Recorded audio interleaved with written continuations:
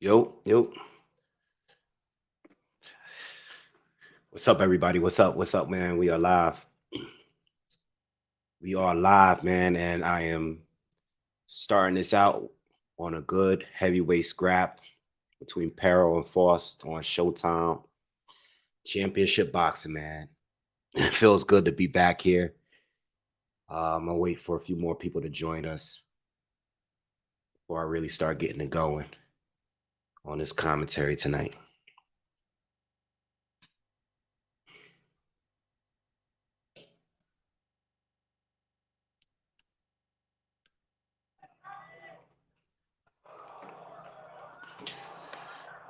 What's up, Mark? Yeah, everything is good. Um, not gonna be not gonna be doing talking too loud, so I hope I'm loud and clear. Got the mic right close to me, so I can't do too much yelling and talking loud, but I'm good. What's up, light skin business? What's good with you? You got a pretty good card tonight, though. This fight here, this heavyweight fight between these two undefeated fighters, is pretty good. I've been watching it in the background while I was getting set up to go live. Uh, and the Mario Barrios Santiago fight is next, which is a very, very good fight, a very even fight that both fighters need to win.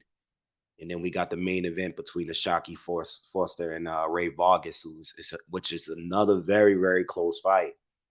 So this whole card is kind of lit. Shout out to everyone that's coming in. Please smash the like button on your way in. It's been a minute since I've been on here. So I want to apologize because I'm probably gonna cough a lot, but I didn't want to go another weekend without being able to cover a fight. I've been sick since I left the UK. All right, so I'm probably gonna cough a lot here, but I was watching this fight and I was like, nah, I gotta jump on live. So y'all just gonna have to deal with it. Hey Yvonne, what's up, Aquia? How you doing? All right, but pretty good card, low key card, but a pretty good one. I like the fights here. I seen Faust fight. I can't remember the fight that I seen him on. It might have been on a previous Showtime card, but I've seen this guy fight before. All right, Pero, I never seen him fight before, but this is a good scrap. But I still feel like as I'm watching it, I feel like Faust is gonna win this fight. He's hurting Pero a lot more. Pero's getting some shots off, though. He's definitely landing some big shots, but Faust just seemed like he's bigger, he's stronger, he's more powerful, and his volume is higher. You know, I don't know how long Pero's gonna last. I know they both undefeated, but Faust is just bigger, stronger. He seemed to be wearing him down a little bit. You know, he's already hurt him a couple of times.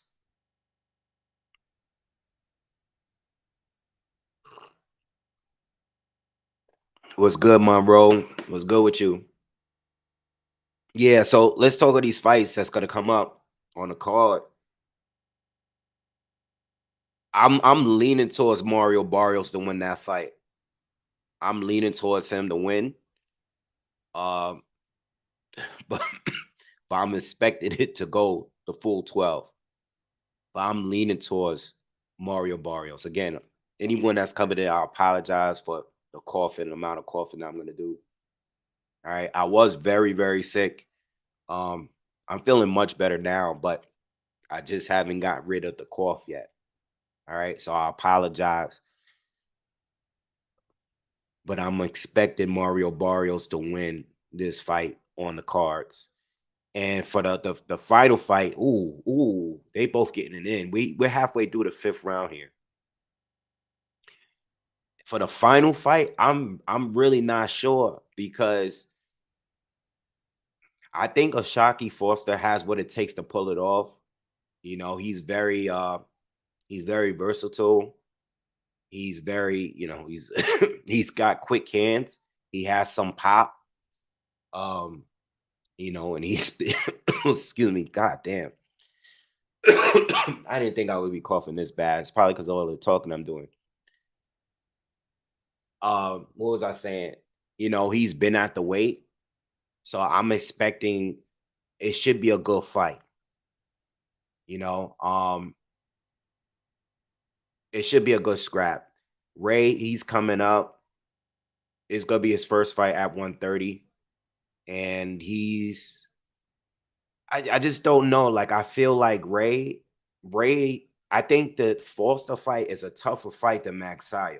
I know Maxio was definitely like the big puncher, more explosive. People was more familiar with him, but I feel like Foster's a definitely a tougher fight for Ray Vargas. So to me, in my eyes, it's kind of 50-50. I know Ray Vargas is a slight favorite in this fight, but I think Foster has a good chance of pulling it off. If I had like a gun to my head and I had to pick a winner, I would say Ray by decision, but I think Foster might be able to put it off. I did put a little bit of money down on Foster to win this one, but yeah,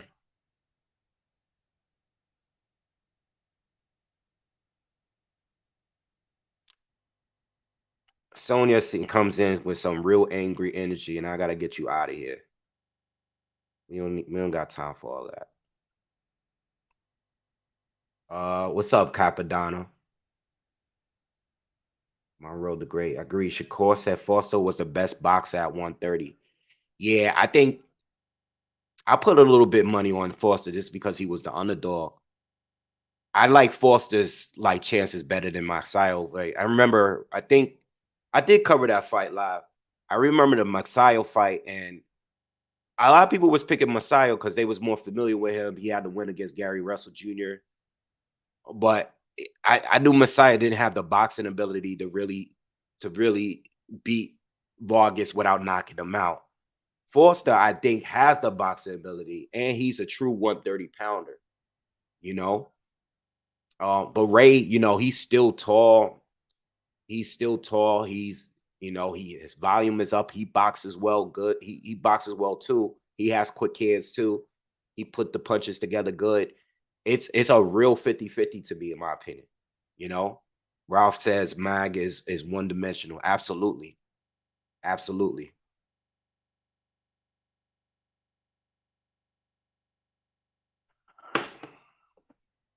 Yeah. So I'm surprised this fight is still on right now because Faust started landing like some really big power shots on Peril, and it looked like Peril was getting hurt a bit, quite a bit. But we're in the sixth round. Look like Faust is slowing down a little bit. Like he's looking to be a little bit more calculated than he was in the earlier rounds. What's up, Beth? How you doing? Happy Saturday. Yo, so all right. Before we get into these main fights, um, I'm definitely gonna go back and cover everything that I missed since I came back from London. All right. For that hater that was in here earlier, yes, the trip was definitely because I know you still probably watching me. The trip was definitely worth it, and I can't wait to go back to London. Yes, Anthony Yard did lose the fight. I did want him to win the fight, but uh, the trip was definitely well worth it. I'll definitely will be back in London. I love London. And shout out to everyone that I met out there. It was a good time, and it was definitely worth the money. The money was well spent. It wasn't about who won or lost. I know I did get sick, but the trip was worth it. Had a great time in London. Was able to get to Paris and all of that. So yeah, I had a good time. But I was unfortunately I missed last weekend's fights. It was a good card. There was a few fights that I saw because I saw the damn what happened? Low blow. Oh, Faust got hit with a low blow. Bad timing for Faust too, because it looked like he was really getting it in against Peril just now. He looked like he was getting the better of him in that exchange there. Um, so last week there was a lot of fights. Um, even the MMA card with Fader. I did see that. I saw the Emmanuel Navarrete fight. I definitely got to talk about that fight against Liam Wilson. And then I saw the female card that was on the zone with Amanda Serrano, excuse me, and Alicia Baumgartner. She became undisputed. So I definitely got to still talk about all those fights from last weekend. I'll probably do it in the morning, depending on how bad I am tonight. Like if I'm really coughing a lot in this live, then I might wait a couple more days before starting like really getting the content back up. But I wanted to, I'm sitting home, I'm watching this card. I'm like, man, I'm just gonna go on live. If I'm coughing too much, it is what it is. You know, I know it's a smaller card. I wasn't expecting to get a lot of views tonight. But I just wanted to get on. Like I just really just hate not being able to like make content. You know what I'm saying? Monroe the Great said, I still want to see Ray Vargas against Navarrete. I used to favor Navarrete, but after last week, I favor Ray Vargas. You know what it is against Navarrete? You know what it is about him? Navarrete looks bad in a lot of fights early. It's just that a lot of these guys can't maintain whatever's working for them. Like Liam Wilson was really doing like so well. And I'm not gonna front.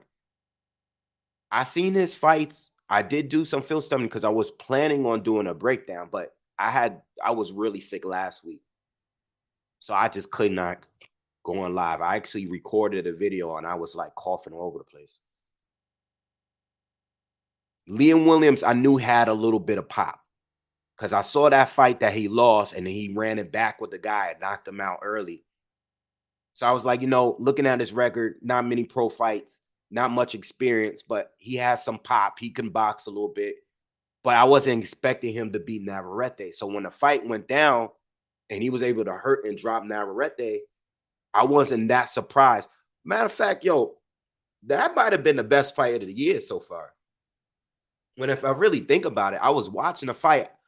I was really into that fight, and that was my favorite fight. I like that fight more than the Yard fight and Better Be a Fight, to be honest. I think that fight had more drama in it for an 8-rounder. That was the better 8-rounder to me. Unfortunately, a lot of people feel that the count for not for Ray Ross, for Navarrete was way too long. And it was. The count was way too long. I mean, that ref gave him way too much. I think I've seen a video on YouTube saying that it was a 27 count, like because the ref actually counted to like 8 or 9, and then he gave him like another damn near 20 seconds more just to recover for the fight to be like to start again. So they should run it back. But again, like I was saying about Navarrete, you could be outboxing him, you could be outworking him early, but once he gets a good rhythm going, it's hard to stop him. We're 40 seconds left in this 7th round in this heavyweight scrap, and they both tend to slow down a bit. They're not letting their hands go. Neither one of them. I think Faust is still in control of the fight, but he's not being nearly as aggressive as he was, and Perro's definitely not nearly as aggressive as he was the first couple of rounds. First couple of rounds, Perro landed like the best shots in those first couple of rounds, first 2 or 3 rounds, but it looks like Faust is just in control of the fight right now. But he's fighting smart, he's keeping a distance, he's working behind a jab. Perro's just trying to counter. He's not letting his hands go enough though to win the rounds. We're going into the 8th round.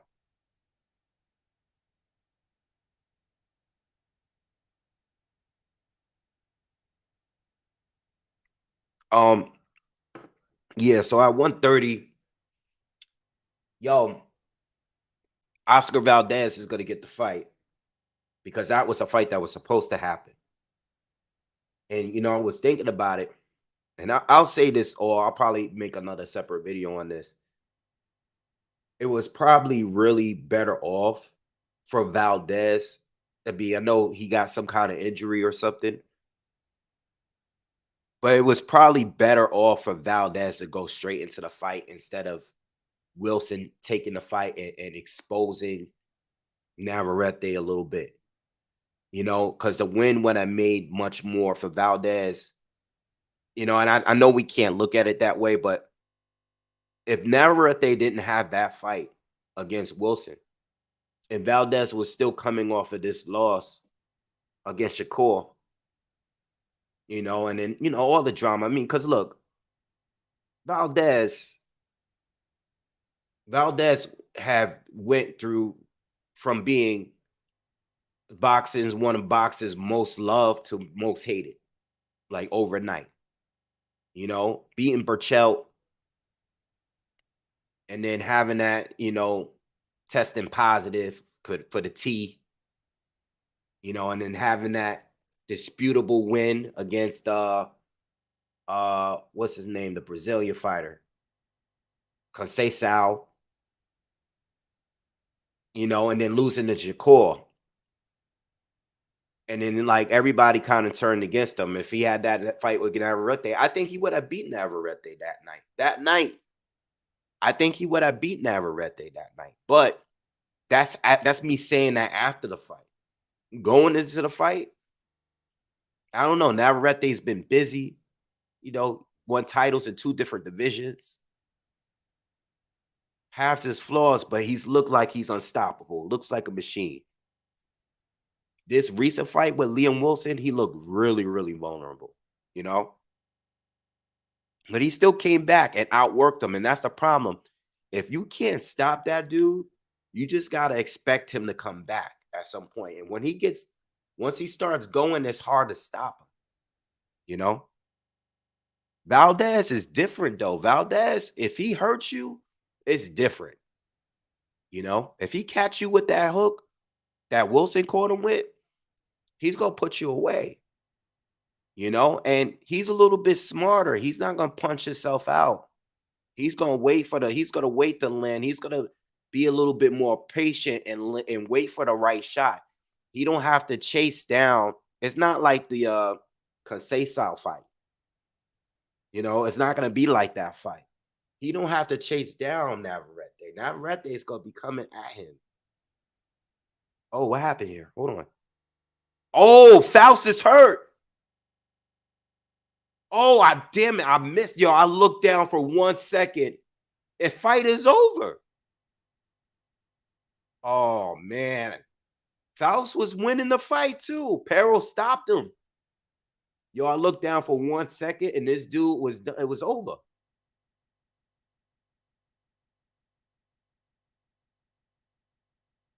I want to see what happened because I didn't even see Faust go down. They just waved it off.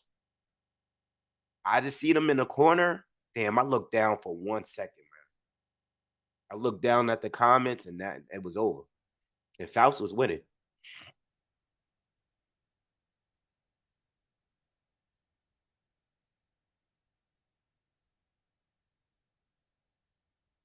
Yeah, yo, the commentators don't seem to know really neither. Dre says a body shot. Lorenzo, this fight tonight, very close fight.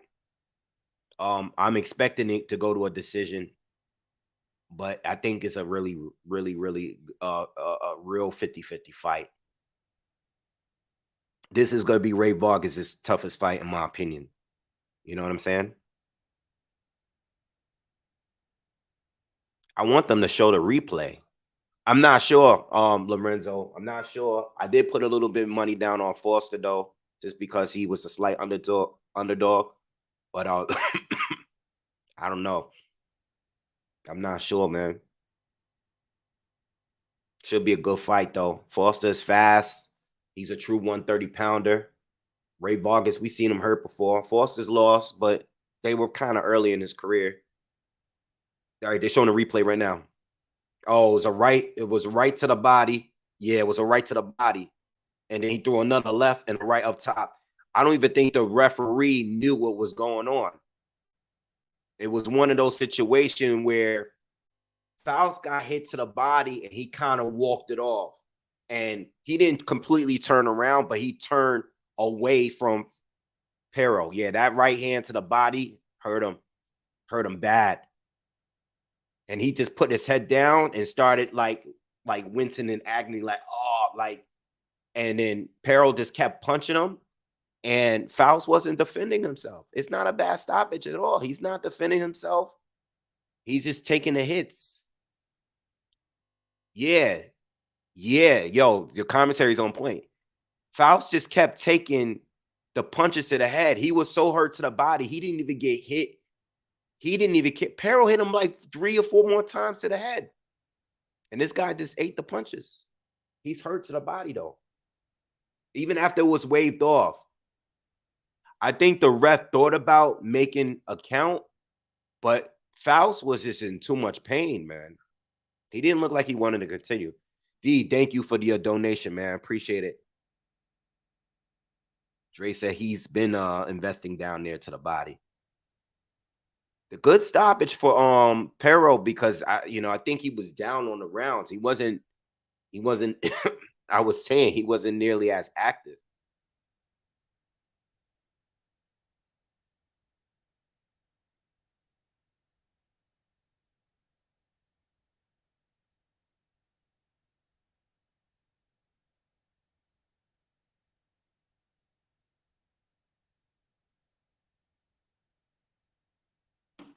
Good fight.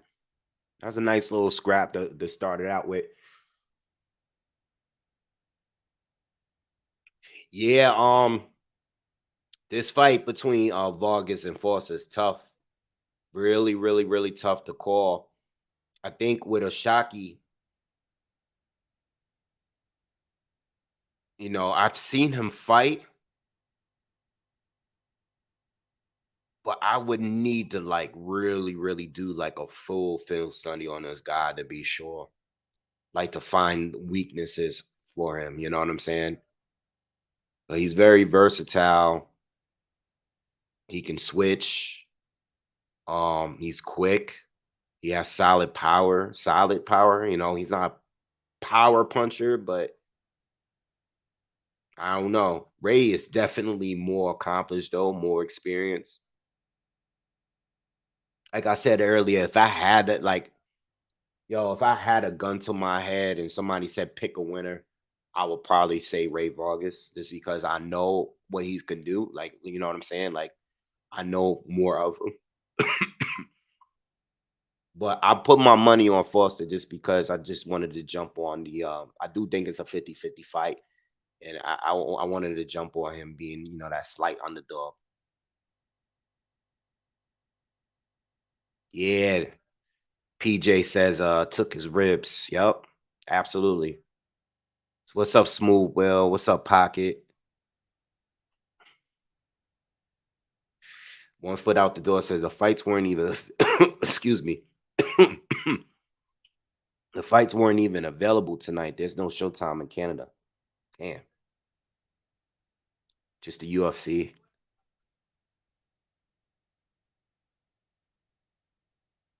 Dre said, come cross to Detroit. Good win, though. Yeah, I was watching. What else I was watching last week? I was watching the Bellator card. I saw the Ryan Bader. I know y'all don't probably watch MMA like that, but Fedor Emelianenko is one of my favorite fighters in MMA, like of all time. But I knew he was gonna get stopped. I knew he was gonna get stopped. Just too old. He's one of those fighters that, when he was beating everybody, like in Pride and stuff, he had to be he had to be he has to be at his prime or close to it, because he was just so athletic. Now you can just tell, like Ryan Bader could see the punches. You could just see, like in his last fights, you could see the punches coming. You know what I'm saying? Like exactly what he's gonna do. I remember I see Fedor fight live when he lost to Bigfoot. That fight was in Jersey. That was the first. I think that fight was the first MMA fight I actually went to because, for a minute they weren't having MMA fights in New York, right? They didn't allow to have, MMA fights in the, so I never been to one. So that Jersey card was the first MMA card I ever went to see Fedor fight live.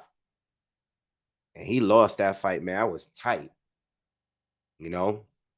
But he's still a legend. He's still one of the greatest, heavyweight MMA fighters ever. Wherever you rank him, he's still up there. He's just past it. It's just unfortunate that we didn't get him to see against some like the top UFC fighters and everything, you know. Um, I'm leaning Bill Cry. I'm leaning towards Barrios. It's a fight that I think is a good matchup. It's a fight that both fighters need to win. They need a win. I mean, we're more familiar with Barrios. I think most of us are. But they're both coming off of two losses. I think Santiago's fight against Bruno, very disputable loss there. um, but he got destroyed by Russell, Antoine Russell. Antoine. Is it Antoine Russell? I always get the Russells confused sometimes. It's like Gary Antoine. There's Gary Russell and there's like Gary Antoine Russell. Yeah, it is Antoine. I got it right. Um, he lost. So he lost to Russell, but he got destroyed. He got stopped. This is after the fight with Broner, which I think was very disputable. Um, and of course Barrios was stopped by Tank late, you know, and he lost a decision to Thurman where he was hurt pretty bad. I don't think he went down, but Keith Thurman did work on his face. He had like one of the worst showings or whatever. But long story short, with those losses and what I've seen from them, like throughout their career, I think Barrios did the better work, even in those defeats. With Tank, he boxed well with Tank. Even against Thurman, he was able to hurt Thurman. He went to his body. He took a lot of punishment. He showed that he can be durable. I know Tank stopped him, but Tank just be knocking out everybody he faces. But with Thurman didn't stop him, but Thurman did a lot of damage to him in those 12 rounds. He showed that he can be durable. I like Santiago. I think he's more well schooled as a boxer. I'm sorry, I said Santiago. I think Barrios. I mean Barrios. I think Barrios is just more. He's just more. I think he's just better. I think he's just more well rounded than Santiago. I think he's quicker than Santiago. I think he's better at controlling the distance than Santiago. Watching the Tank fight. And just see him control Tank behind a jab and be able to time and counter Tank at times. Like Santiago did well against Broner, but a lot of it was based on the fact that Broner just does not let his hands go. That fight was closer than it needed to be. I mean, some even say that Broner lost that fight. I think first viewing, I thought Broner didn't even win. You know, but that's because Broner doesn't really let his hands go like that. All right, but I don't think Santiago was that good. I just think that Broner just doesn't let his hand. He makes fights closer than they need to be. So I think I'm going with Barrios, but it should be a good fight, and I do think it's gonna go the distance. What's up, Orgasmatron? What's up with you? Pocket says sometimes these fights that don't have the biggest names have the better fights. Yeah, it's all about the matchup, man. But you know what? That's why when I go to live fights, I always go super early. I always like going and watching all the undercard fights. You know, I always go like when the doors open, basically. It'll be nobody in the marina. I'll just be sitting there with my food and my drink, just watching all the fights because you don't want to miss a good fight and you pay for the ticket, you might as well just watch the whole thing. You know, some people come like some people show up right before the main event. And some people, or maybe a fight or two before the main event. I show up like early, early.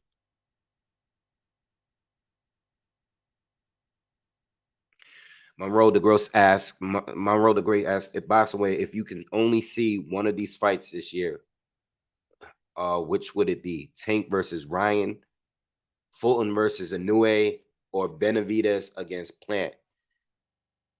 One of those fights, um, I'll tell you in order.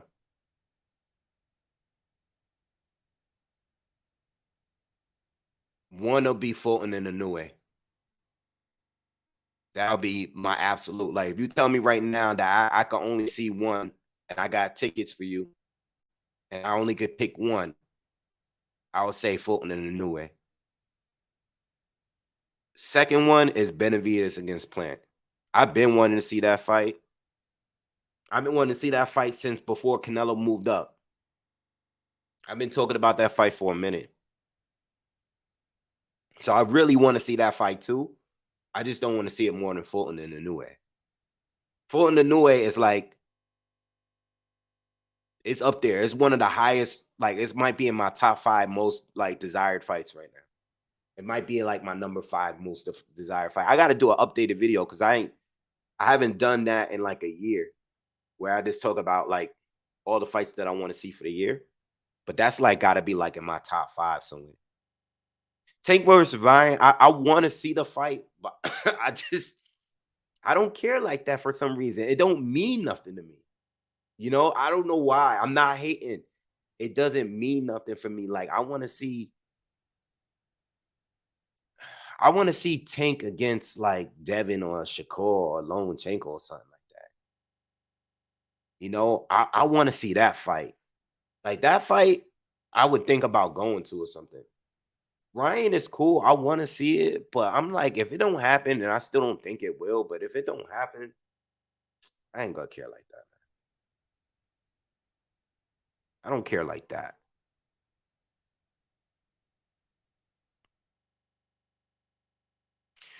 Um, PJ asks, Wait, what do you think about Figueroa and the Messiah?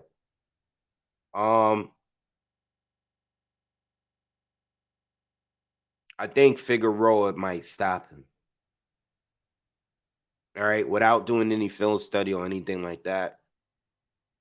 I think if Maxayo can't hurt him and get him out of here earlier, I think Figueroa is gonna go through him and finish him late. I think he's just gonna outwork him and hurt him to the body. Maxayo's best chances of winning this fight to me is winning early by hurting him. He's very explosive, but as the fight goes on, he tends to burn out. And I think that's Figueroa is like the last person you want to burn out against. You gotta have to command like if you're gonna go the distance with Figueroa, you gotta command respect early.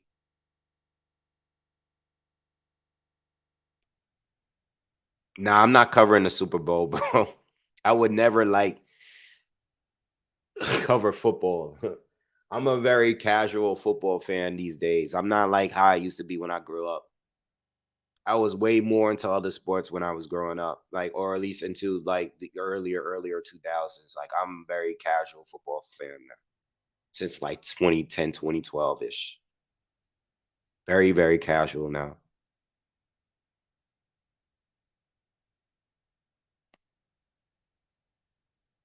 I don't think Michael Williams will upset Broner.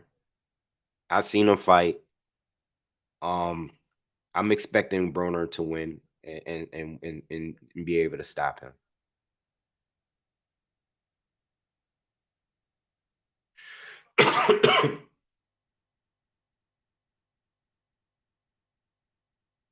Yeah, I grew up. I mean, I still watch basketball a lot, but I'm not nearly as a fan as I was like in the 90s and early 2000s.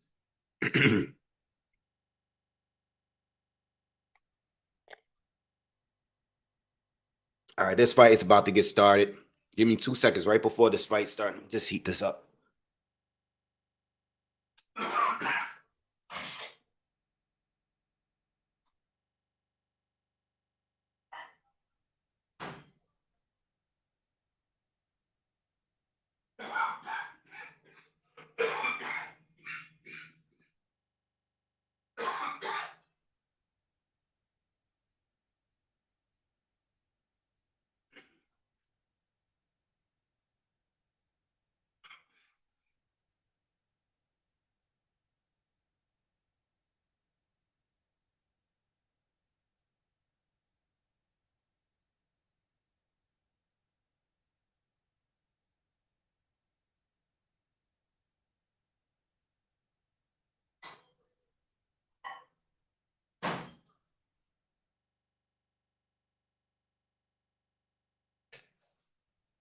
All right, I'm back.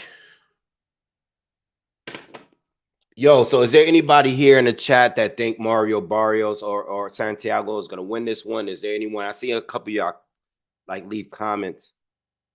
I'm expecting Barrios to win this one. Um, but has anyone got Santiago winning this one? It's a good fight. It should be a good fight though. Like I do think, Santiago got stopped against Gary. But I don't think like Barrios is not that kind of fight. Like Gary was just really putting him on, just landing straight lefts, just like dominating him. Gary's way more aggressive than Barrios. I seen, Barrios get busy. He do have pop. He did hurt Keith Thurman. He did stop like Cowboy Carl, and he got some decent stoppages, but Barrios look big, man. I remember watching the Keith Thurman fight, and they had the face off, and I'm like, damn, Barrios look big. Is this fight at 140? No, it's at 147. That's why he looks so big. Okay. So Barrios, not for nothing, even with the loss to Tank and all that, and to Thurman, he should stay at 147 because he looked better against Thurman than he did against Tank. I mean, he boxed well against Tank, but the power was better at 147. He looks big at 147. He's very tall. Santiago looks tiny next to him, man. Santiago looked like a lightweight compared to Barrios right now.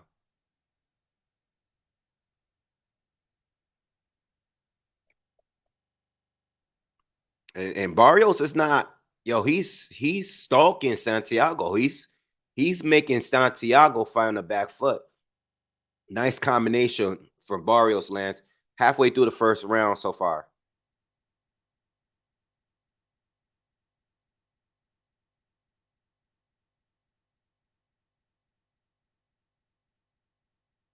Yeah, he's putting on pressure on Santiago. Damn, I can't believe how much bigger Barrios is. Look, how old is he? He's 28. Okay. I knew he was young, but I ain't know how young. I thought he was younger than that.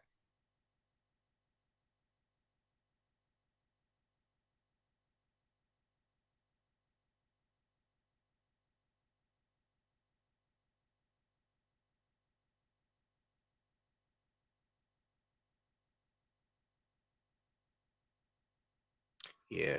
Santiago don't want to be like pressured like all night long. He's gonna have to keep this fight in the center ring a little bit. Nice body shot from Santiago. Land 20 seconds left in the first. He's gonna have to keep that fight in the center, like right where it's at right now. He can't keep fighting on his back foot all night and keep letting Barrios nice right hand connects for him. Nice. Now he's coming forward again. Good round. Good round. That's Barrios round for me. The main card, Banshee, the main card is on right now. It's just the main fight ain't on. The co-main event is on right now. Yeah, Pocky, I agree with you. Barrios did very, very well against Tank. Boxed very well, but he just couldn't take the power. And I can't believe he was able to continue with his face looking like that in the Thurman fight. To go 12 rounds with Keith Thurman and take that much punishment was pretty impressive, you know?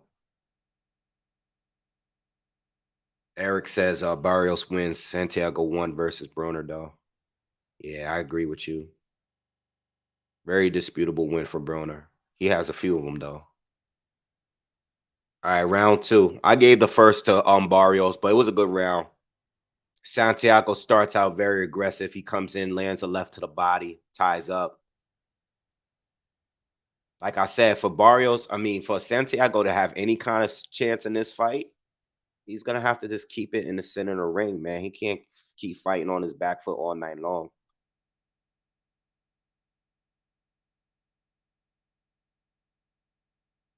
A lot of wrestling this round so far.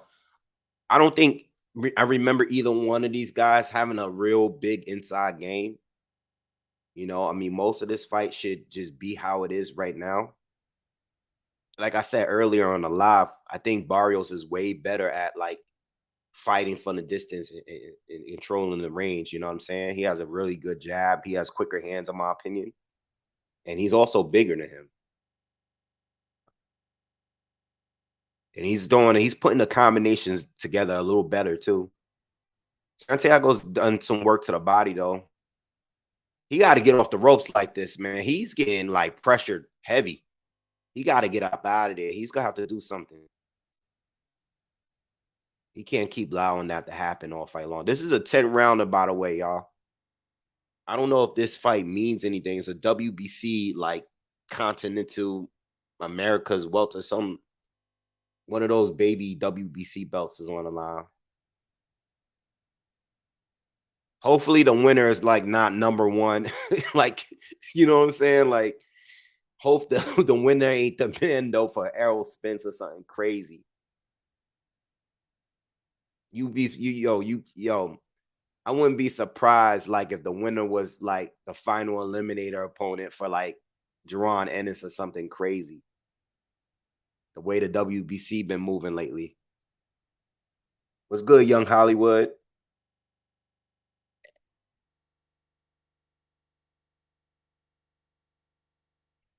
All right, we got about 45 seconds left in the second round. Not much action going on this round.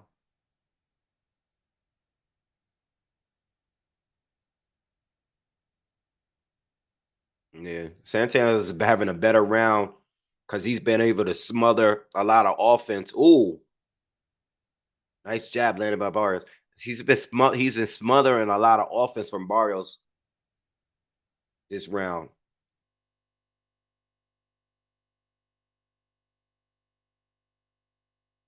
Nice hook lands for Barrios.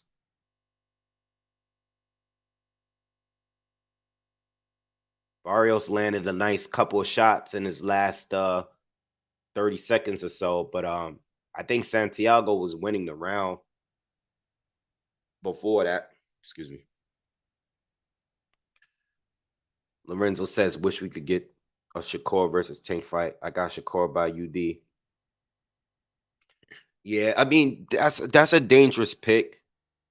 You know, it's gonna be always dangerous to pick against Tank with anybody. You know, I'll probably be leaning towards Shakur too. But anybody can be outboxing. Like Tank could be outboxed. I've said this before. I think Devin Haney outboxes him. You know, I think Shakur definitely outboxes him. But you know, Tank is a type of dude that's gonna change. He's gonna change the fight with one punch. You know, and Tank can box very well too. You know, I think he doesn't. His boxing ability isn't appreciated enough. You know, but he can box. He can box too. He does take a lot of hits. He's not as defensive as Haney or Shakur, but all he takes is one punch. You know, he's up there for as far as pound for pound as being one of the hardest hitters. You know, in the sport. I like this third round. These guys are starting to open up a little bit more. Santiago is pulling a veteran move here because he's stepping in. He's coming in, throwing combinations, and then he's tying up. You know, he's just coming in. He's kind of smothering. He's doing what he was doing last round.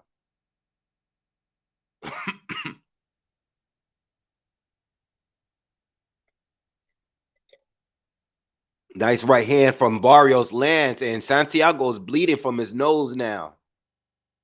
His pressure's starting to get to him. We're only in the third round, y'all. 2 minutes left.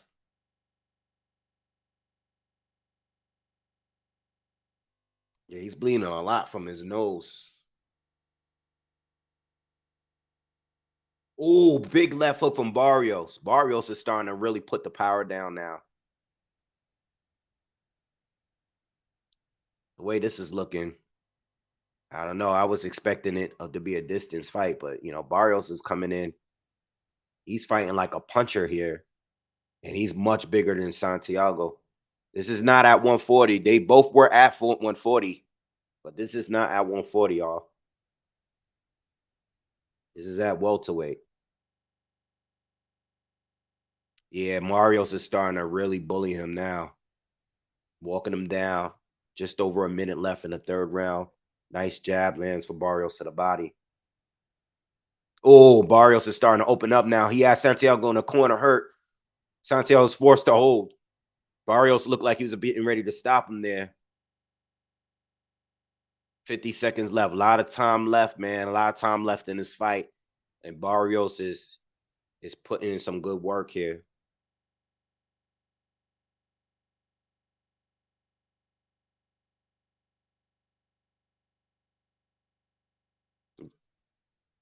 Yeah, Santiago is he's just doing a better work, man. He's popping him with that jab, and he's just stepping in. He's starting to really just step into his punches now. Caught him with the check left hook, coming in.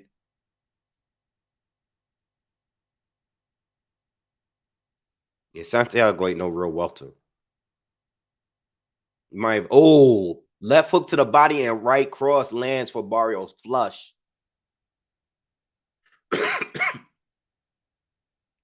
Yeah, Santiago's starting to look like how he looked in the Gary Russell fight, man. His face is starting to look bad. His eyes are swollen. He's bleeding from the nose. Barrios is really, really beating him up.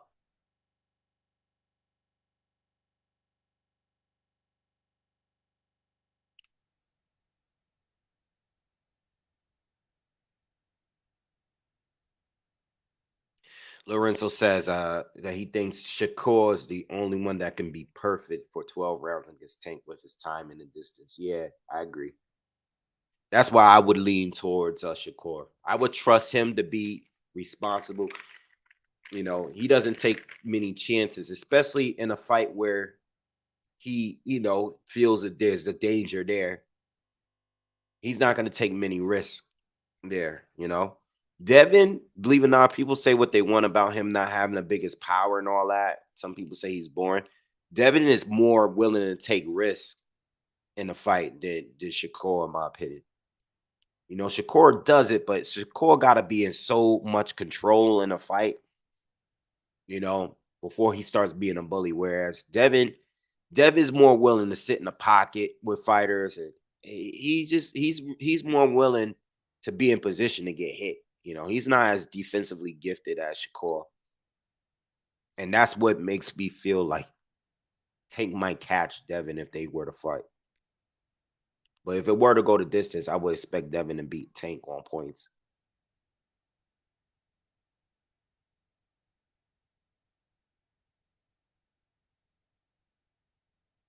And we're in the fourth round. Santiago's trying to hold his ground here, and he's trying to box in the center of the ring. That's where he needed to keep it there. You know, As soon as he started going backwards and staying on the ropes, that's when he's starting to get punished. So he's trying to make it a fight now. And he's keeping his position in the center here. Nice body work from him, too. He lands a left hook. I think Barrios might have connected with an uppercut, too, in that exchange. Halfway through the fourth now. Barrios steps in, lands a combo to the body.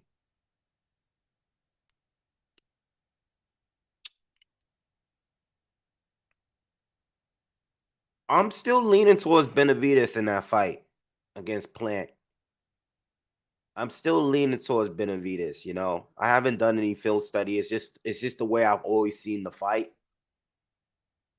I've always kind of was leaning towards Benavidez winning. You know, just because the pressure and player gassing out. Um, I'm not particularly rooting for anyone though. You know, I saw the press conference. Um, yeah, I don't really get mad when fighters get talk a lot of talk. Like, you know, I don't get mad at that stuff. I think Plant was definitely relaxed. I don't think he was scared at all. You know, like you can just tell when a fighter's scared. When you guys got standing right in front of you with his hands in his pocket, I don't think he was concerned about anything. You know, I thought it was funny when Benavidez was reading, you know, what he wanted to say off his phone. This is a good round here from Santiago. He's fighting back, man. He's fighting. He may not be winning this fight, but he's fighting where he should be fighting right now in his fourth round. I don't know how long he's going to maintain that. See, the problem is this is the problem here with Barrios.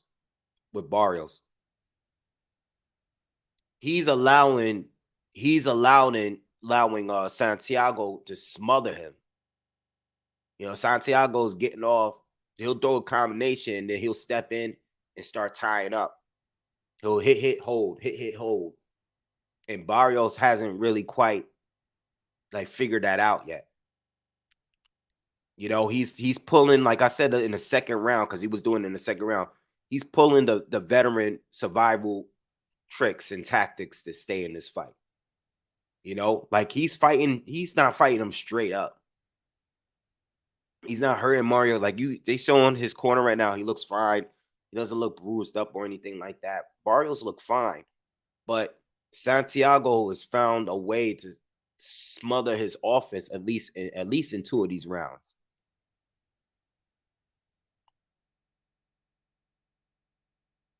All right, we're in round 5. You know, and the way I'm looking at it, you know, I mean, Santiago might have nicked the second round, and he might have nicked the fourth one. You know, depending. I mean, the first and third round was clear for Barrios. What happened here? It's a low blow. Oh, he took a low blow. Barrios took a low blow. The ref is giving him some time.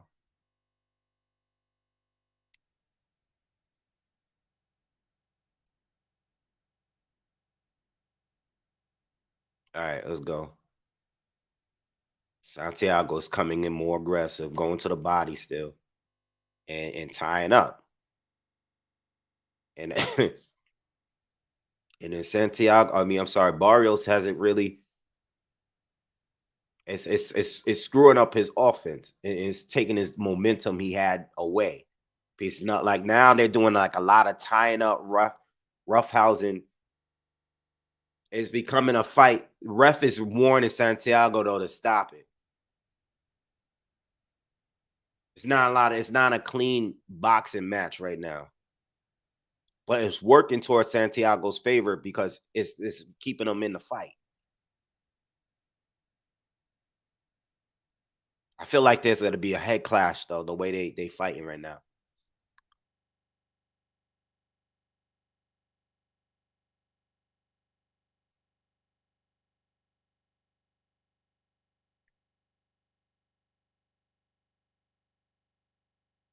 Barrios got to get back to what he was doing earlier with the pressure and force him to fight going backwards. That's when he had the most success.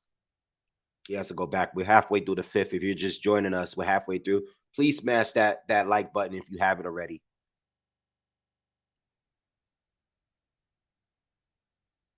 Yeah, Barrios, see, he's trying to get back to controlling the distance here.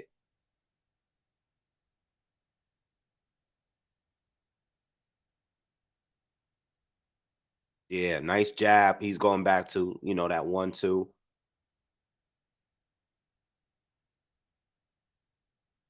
Santiago's trying to keep the fight in the center of the ring here, but we're not getting much offense from him this round. Ever since the referee warned them about that holding. Excuse me. Seems like he slowed down a little bit.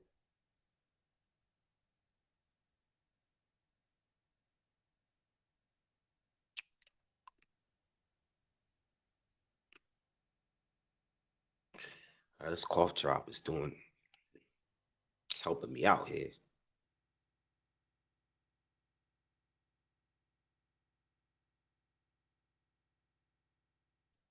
Nice right hand from Barrios. Barrios is having a really, really good round. Closing out this fifth round. Clear round for him.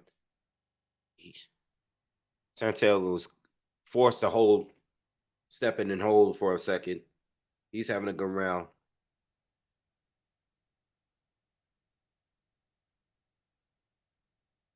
Showing Ray Vargas warming up for his fight. Next fight, him against Foster.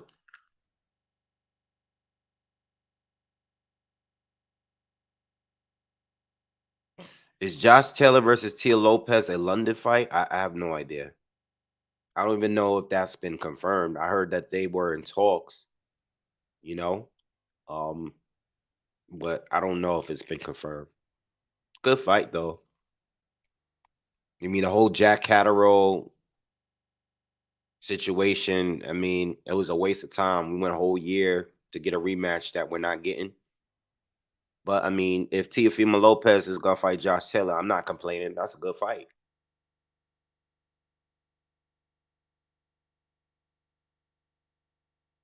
Daniel said Devin's first fight against Kambosos was almost unwatchable. He constantly clinched. It's just not what I want to watch anyway. Devin's first fight with Kambosos wasn't the greatest fight, but for both, Kambosos didn't really do much there at all. Neither. I liked the second fight though.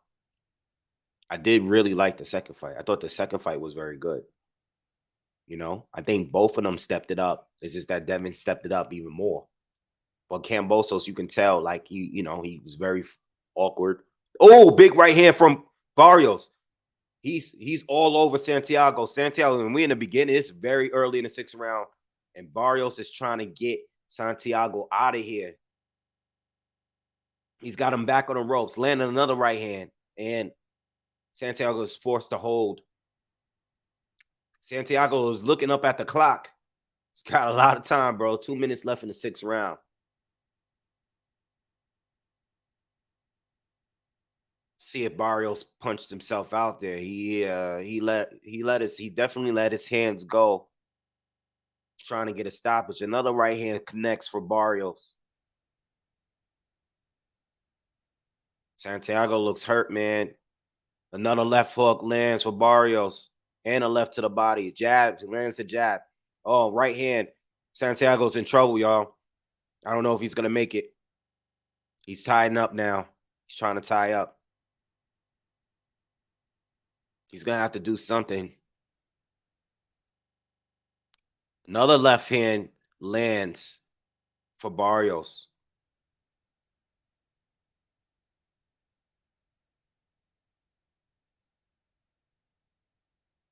Barrios is trying to put him away.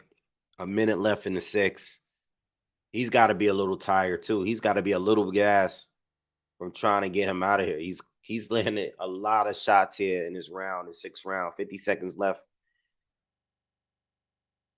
Oh, uppercut lands. Counter uppercut lands for Barrios. And Santiago ties up.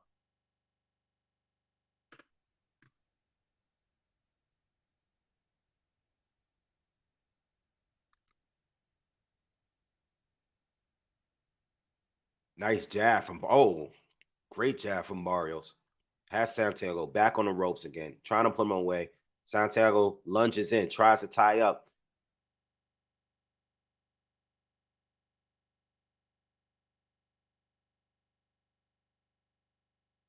Still got 4 rounds to go. Oh, big. Lead left hook lands for Barrios. And the round is done. Best round, dominant round from Barrios.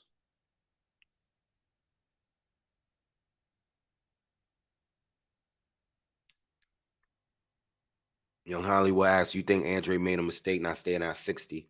Triple G just vacated another title. You know what? You can't predict all that, man. You know, you really can't predict it. You can't predict it, man. You know why? Because I said this before. You know, I would have liked him to fight Janibek. You know, I said it.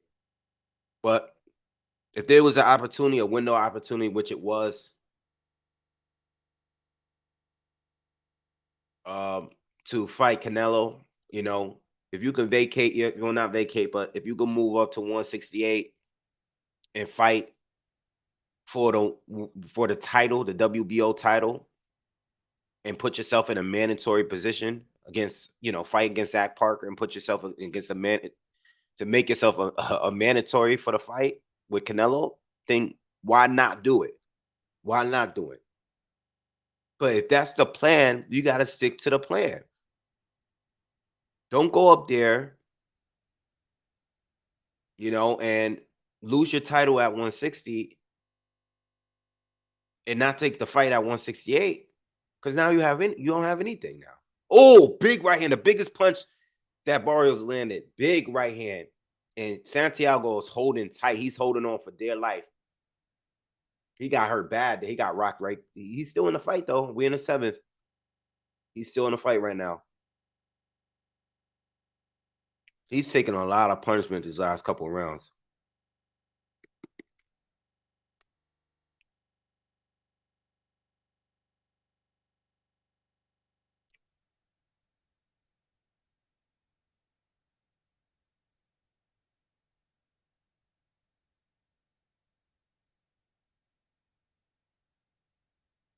Farha gave every round to Barrios.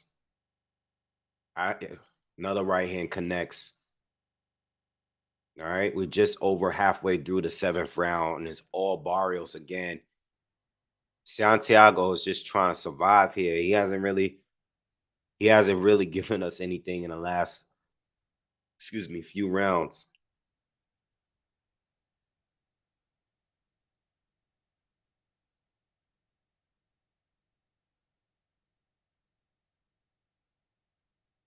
What's good, Woog?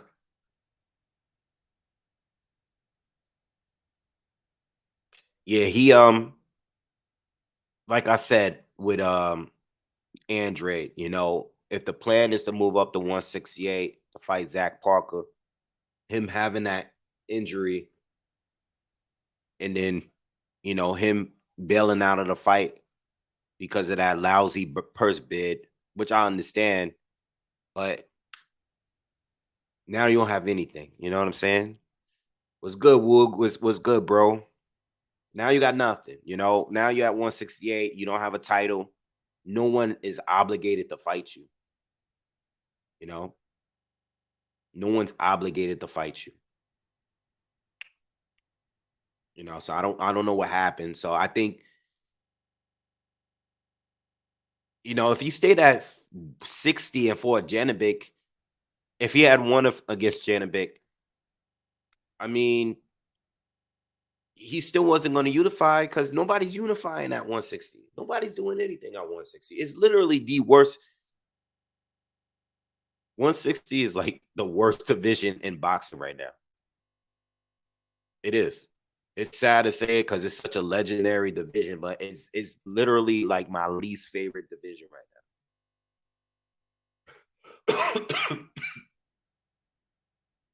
You know, at least at 135 with all the complaining and stuff that we do, at least there, you know, we getting something like you got Michelle Rivera against Frank Martin. You know, we have an undisputed champ. You know, we have Devin Haney fighting Lomachenko soon. 160, no one's doing anything down there. Nothing. You had Eubank that just got the upset against Liam Smith. I don't know what Jaime Munguia is doing. He's fighting whoever. He's fighting no one. That's 160 is the worst division. Seriously. So I don't know what happens, man. I don't know what happens with Andrade. Jamal Charlo, he's going through some things clearly. I heard that he was dealing with some mental health issues, and I believe it. I believe it. I think it's obvious at this point. Something is wrong. Something's going on with Jamal. I know he had that situation with his wife last year. Oh, oh, Barrios is about to go down, and he ties up again, man. He survives again. Barrios hit him with a right and a left to the body. But he can't put him down. Caught him with a left. Santiago is still in this fight. I don't know how. The ref, he's down. He's down. He's down from a body shot, man. He's hurt.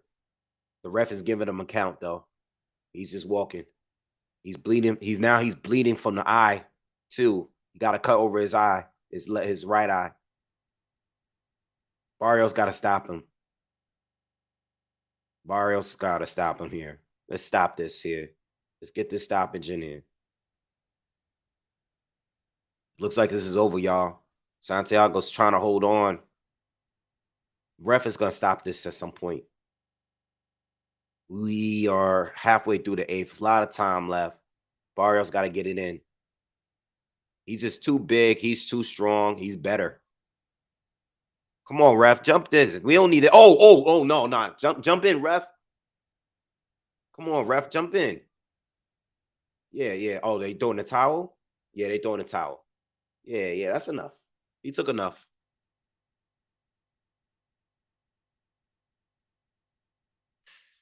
What's good, Woog says Triple G dropped the title to avoid Falcao. Yeah. I mean, look, it's just like, not that I care to see that fight, because I'm not going to sit here and act like, I care to see it. I mean, Falcao is a good fighter. I seen him beat Patrice Boney. He's a good fighter. The WBA is reordering the fight with Lara now, because that fight was ordered. That fight was ordered already, but the IBF and the WBA before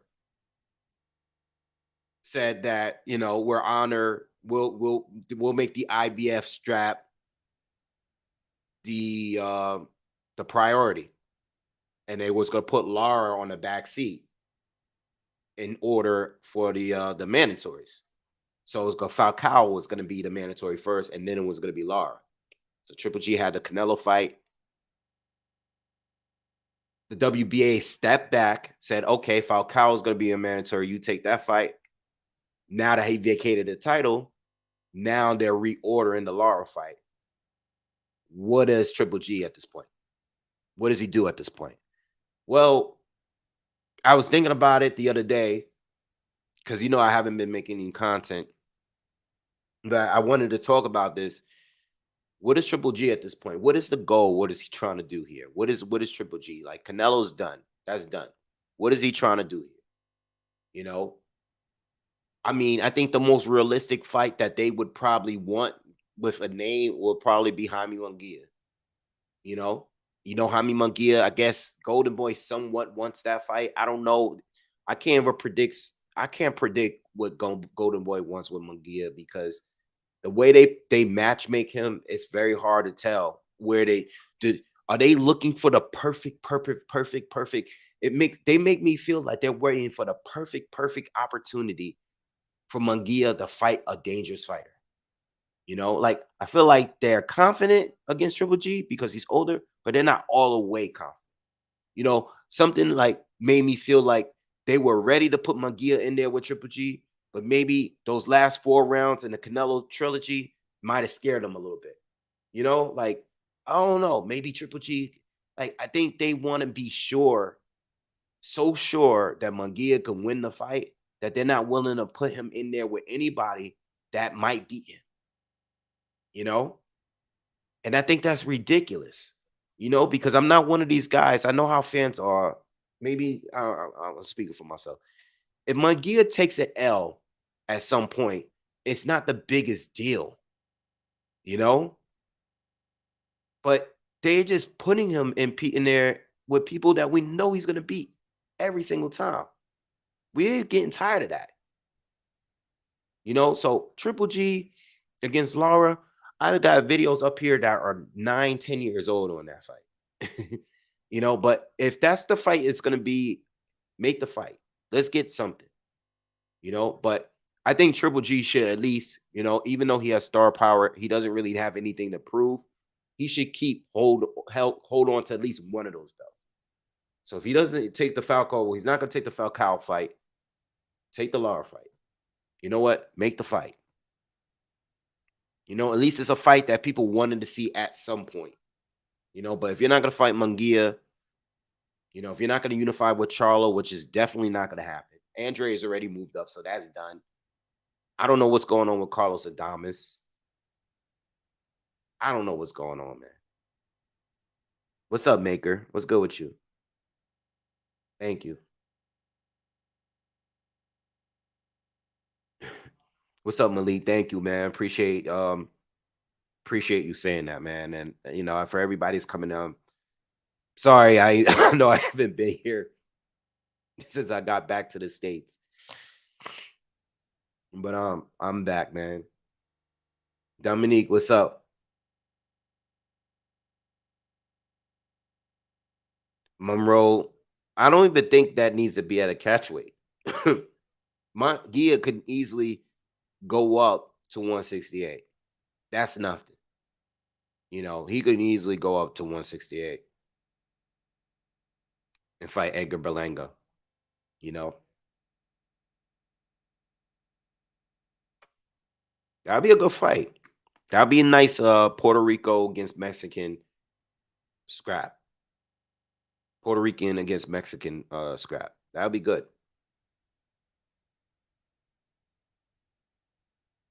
You know? Shit. Put that on the undercard of put that on the undercard against Canelo and Ryder. You know what I mean?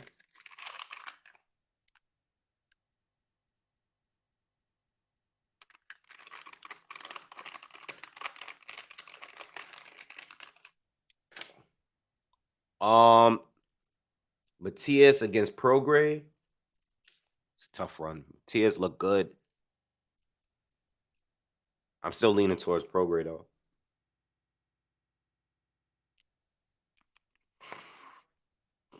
That's a good fight though.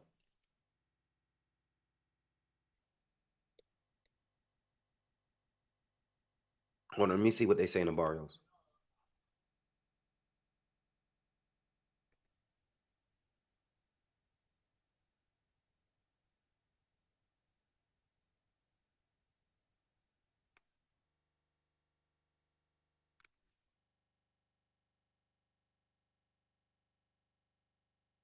Good stoppage though. Good win. Good win. Good win. Good way to come back and win after taking those losses. He definitely needs to stay at welterweight though. There's no going back. He can't go back down to 140. Especially looking that big and strong, especially like, you know, even with the Thurman loss and all that. Barrios can't go back down to 140. He's too big to be at 140. Jail Pilot says, wouldn't be surprised any day now Maul gets stripped. I, I don't know. I don't think he's gonna get stripped. I know it's been like a long time since he's fought, but I don't know if he's gonna get stripped.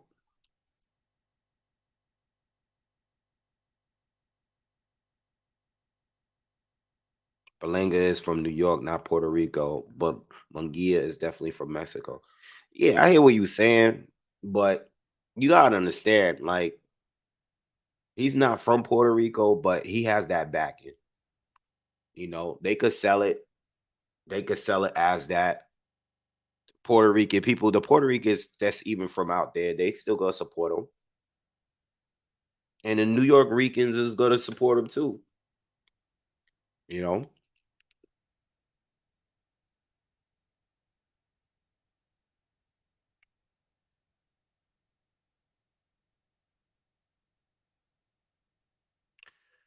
Lorenzo says Prograde beats Tio and Haney.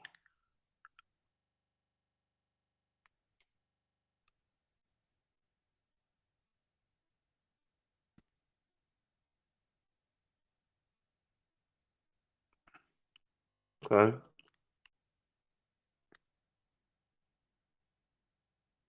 I like Haney's chances better than Tio's. I'm pretty confident that he beats Tio. I like Prograde a lot, but don't get it twisted. Because Prograde is definitely like one of my top 10 favorite fighters. Like favorite as in personal, like I love Prograde, but don't get it twisted. Like I think he can lose fights, you know. But his power, his power is a problem. He could box, he has a power, but he's not no young guy, man. And he's still a guy that's hunting everyone down, but you know, he's getting up there in age, he's approaching that mid-30s area. So, guys is gonna be gunning for him as soon as they see him not look so good in a fight. You know how that goes. I heard like something about Ryan Garcia and Regis Prograis, talking about like if that fight with Tate don't happen, they're not looking to make that fight, but they'll make that fight the moment that Prograis looks a little vulnerable, looks like he's falling off a little bit.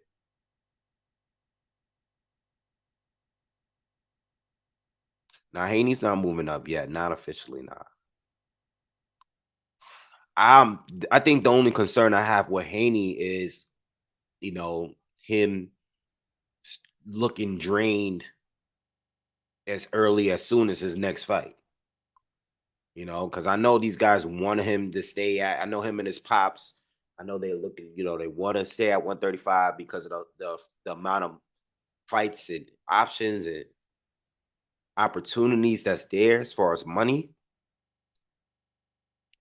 But the way he looked coming into that last fight against Prograis, you got to have some concern about him not being able to make weight.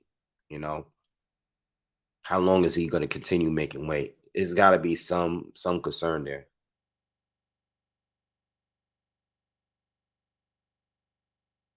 Yeah, I agree with you, Mike. I agree with you. I think I'm on the same place with you right now. I think if all the elites at 140 were to fight each other, I think Regis would get the most wins. I don't think he'll beat everybody and win every fight, but I think he would probably. I agree with what you just said.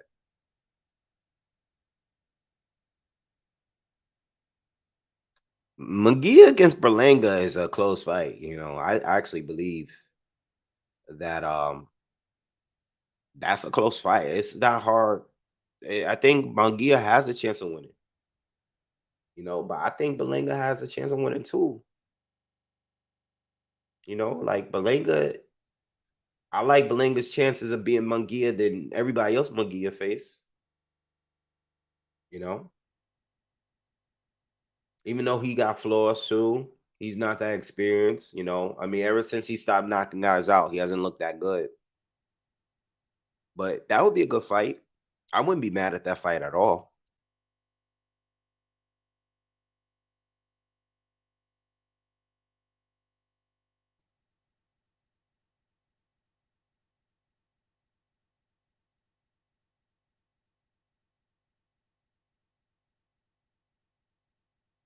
Uh, we got a really good fight next week though. Lee Wood against Mauricio Lara. Um, First thoughts, and this is not my final because I will do a breakdown this week on this fight as soon as I start doing some field study. Um,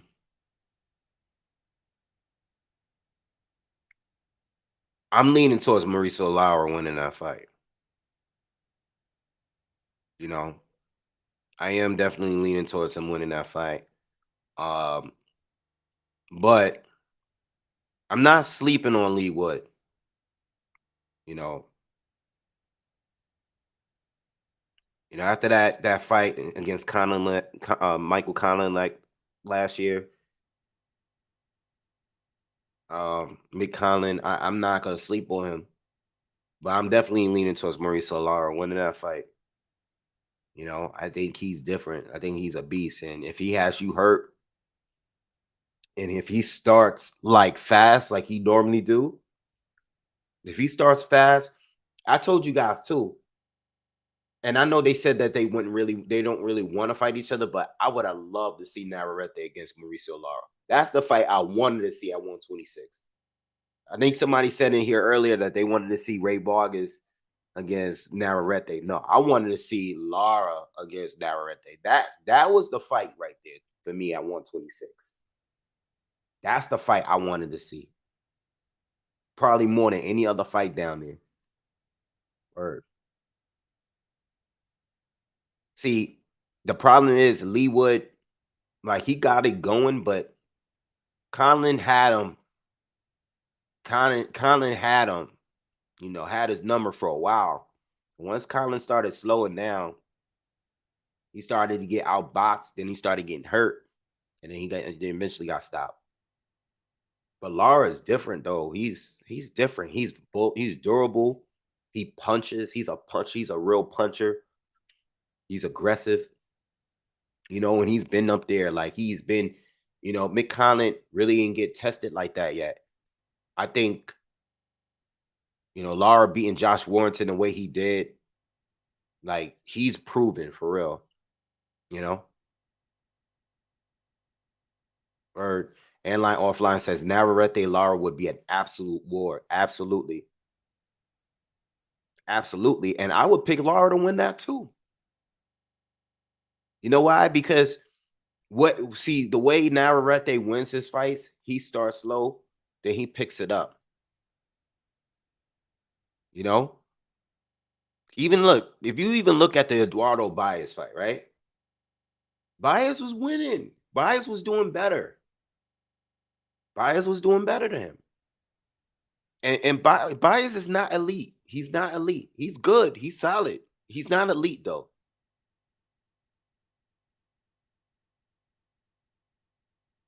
Robesi against Bronco Lara is interesting. Yeah, Robesi, that's a good fight too, and that's a fight that could happen. Robesi against Lopez is good. I want to see Robesi against Gary Russell. I don't know what Gary. I don't know what Gary. I don't want to talk about Gary. I don't know Gary. And I'm a fan of Gary. When he's in the ring, I like what he do. He gets busy, but he just does not fight enough for me. He does not fight enough for me, and he do more talking than he do fighting. And I can't stand that. You know, I can't stand that. He's such a good fighter. And the main event is about to start right now. Ray Vargas against Ashaki Forster about to start right now.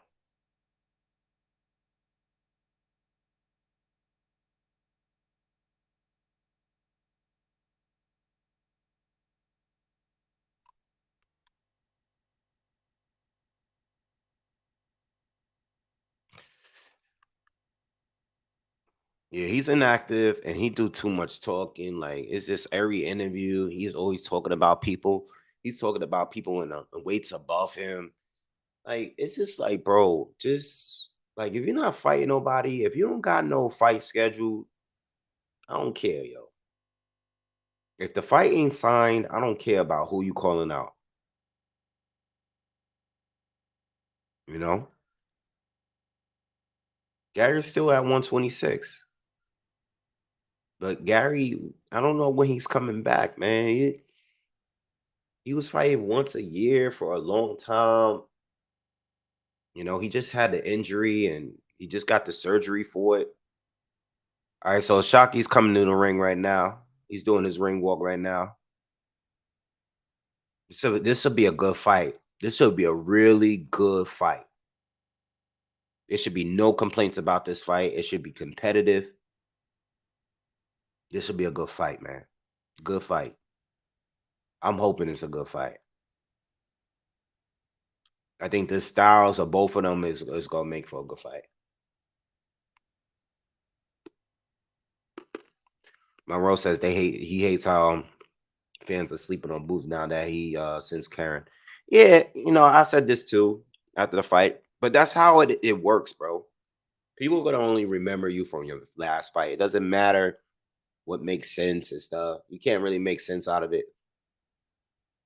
When people are calling you a monster, when people say that you could beat up everybody in the welterweight division, that's what happens. When you underperform, even though you won every single round, even though you won the fight clear, even though, you didn't get dropped, didn't get hurt, you didn't get a stoppage. So now people are calling you out. It is what it is. It's not a big deal. You know, show up in the next fight and that's it.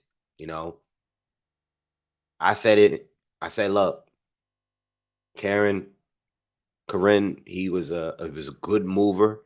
He wasn't trying to win the fight. He was trying to survive the fight. He moved extremely well.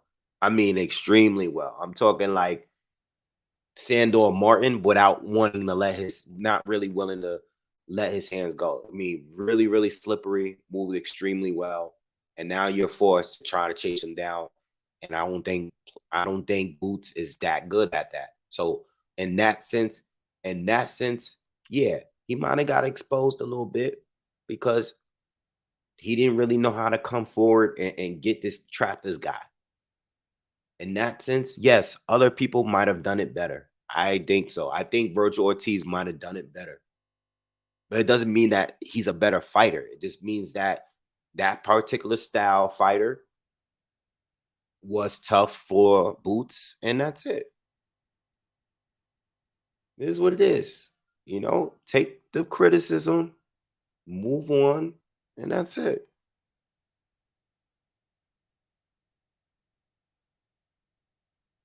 Yeah, hit that like button for those that didn't hit it yet.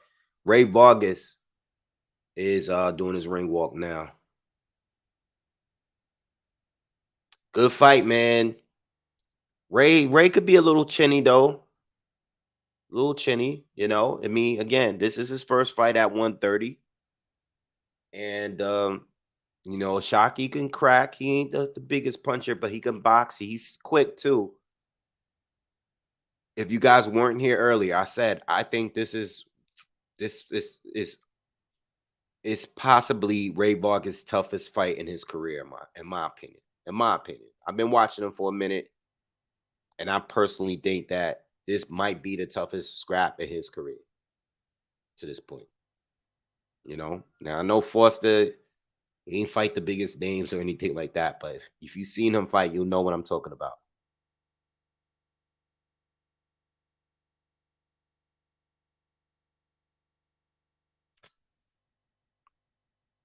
Monroe says, I think the pay-per-view and the bright lights caught up to Boots that night.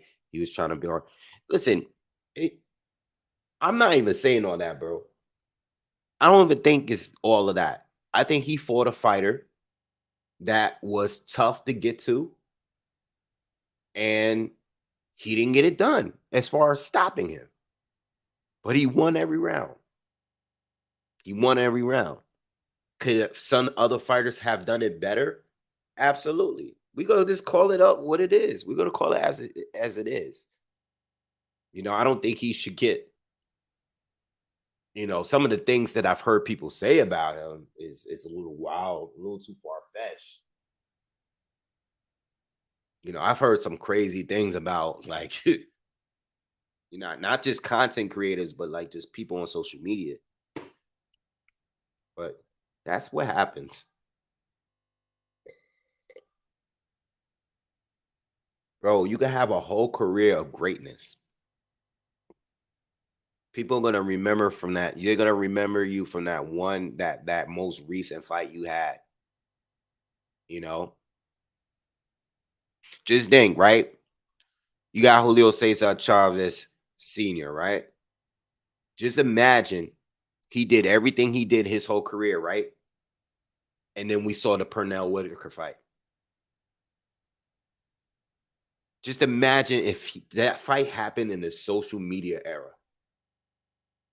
Like we all look at Chavez Sr. as one of the greatest Mexican fighter, all time legend, Hall of Famer, this the old ATG, right? But imagine that fight happened last weekend. People would be going nuts over that. Everybody knows Sweet Pea won that fight. But just imagine if that fight happened. That's what happens with boxing fans. Remember you, we remember you based on what we seen you do last. You know, it's just that's just the way it is. You know, like when Pacquiao got knocked out by Marquez, we all said it's over, it's done. No one demanded, nobody was talking about the Floyd fight for a minute. And this guy beat Keith Thurman. This guy got knocked out like 8 years before fighting Keith Thurman. You know what I'm saying? Like, all right, so the main event is on, y'all. It's just they're announcing the two, and I'll let you guys know as soon as round one begins.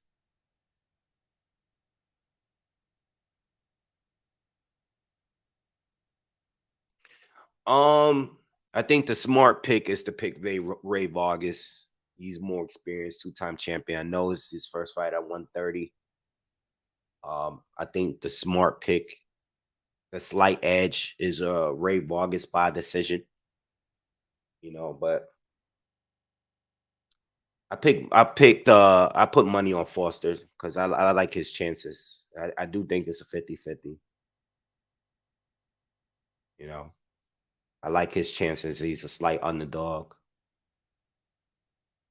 I think Ray is like only like a 2-1 favorite.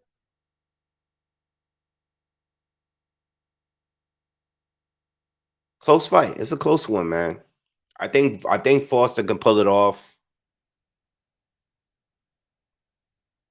But if I had to pick a winner, Ray might win a slight decision. Yeah.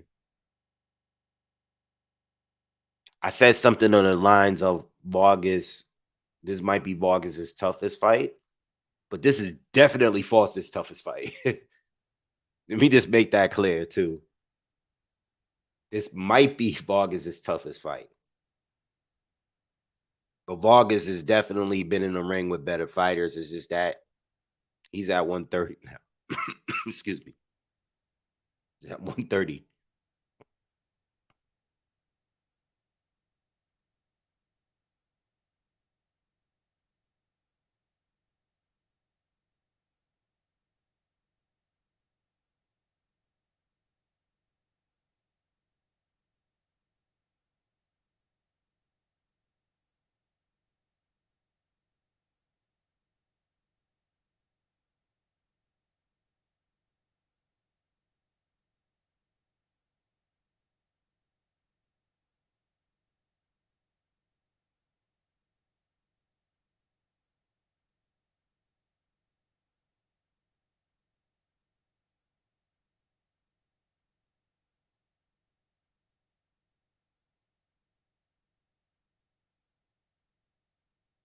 Vargas looked like he got all the energy. He looked fired up. Foster looks a lot more like relaxed. He's never fought on the stage before. Vargas has. See how this goes. Should be a really, really good fight.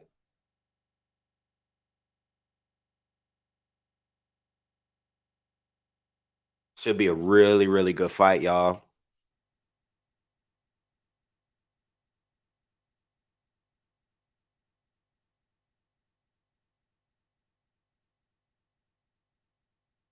Yeah, Vargas is definitely fired up.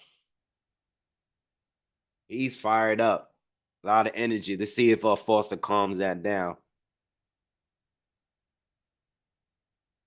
Let's get it. Who you guys got for the fight? Let me know real quick who you guys got for the fight. Let me know in the comments. Round one. Now Foster could switch, by the way, too. He's coming out as an orthodox fighter. Both have quick hands. Vargas is obviously much taller. I don't know if he has longer arms, though.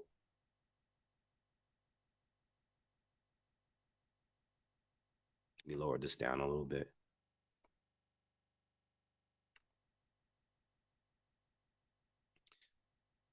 Foster's done a good job landing a few jabs here to the body. He's been in range already to connect with a few shots. Not so much for Vargas yet.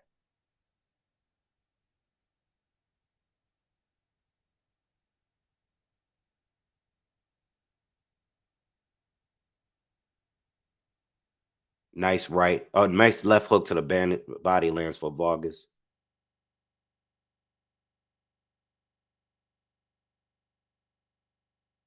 Both are very, very fast.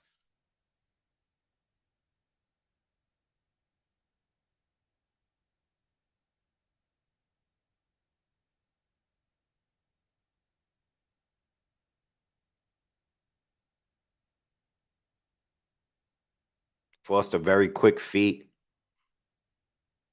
He seems to be controlling the range a little better so far than Vargas. Halfway through the first round, I've only seen Vargas really connect with one left hook to the body. Foster's doing better with the jab.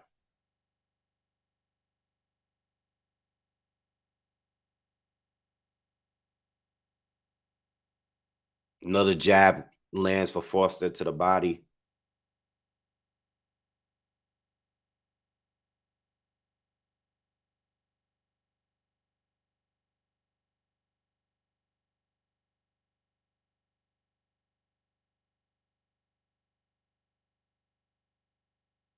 Oh, nice right hand connects with Foster.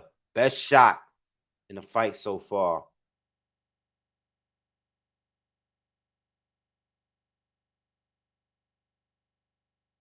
Left hand to the body lands for Foster.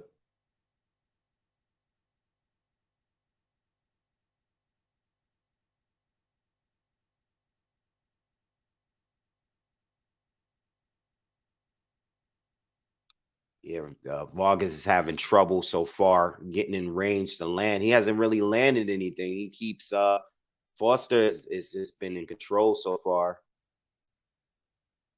Vargas steps in. He lands. He connects to a shot to the body. But Foster is being really, really slippery. Good round. Good round. Good round. Good round. Very good round for Foster.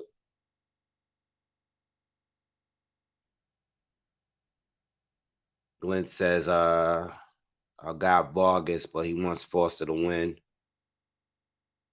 And line offline says Vargas maybe competitive decision. Harper Cade says 50-50, I think. Yeah, definitely 50-50 with me. Good round. I got it for Foster though, first round.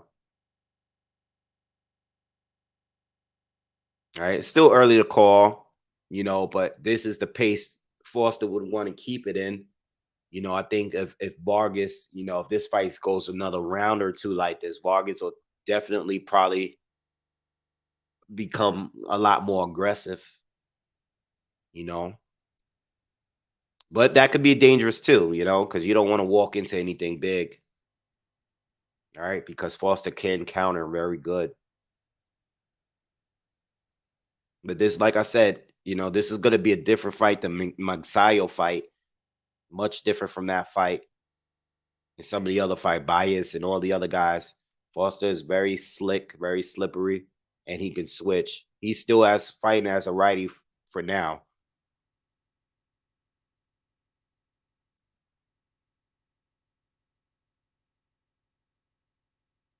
Foster's been connecting with the jab.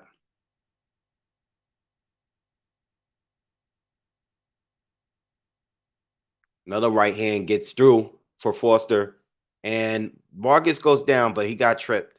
He tripped up. Doesn't count as a knockdown. But there's a little frustrated. You can see a little frustration so far with Vargas. I think Foster's speed and he's been on point with the distance. His timing's been better.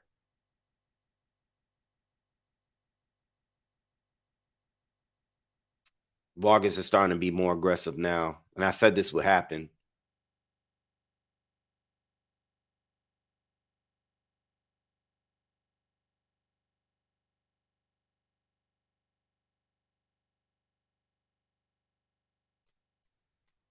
Vargas steps in. Nice right hand lands to the body of Foster, but Foster lands another right hand up top. Foster's having a good round again. Just over a minute left. Ray gotta relax. He has to relax. He's you can see the frustration so far. You just gotta relax.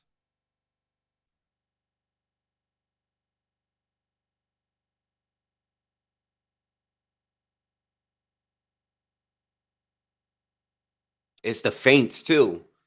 He's getting them on the feints. Foster.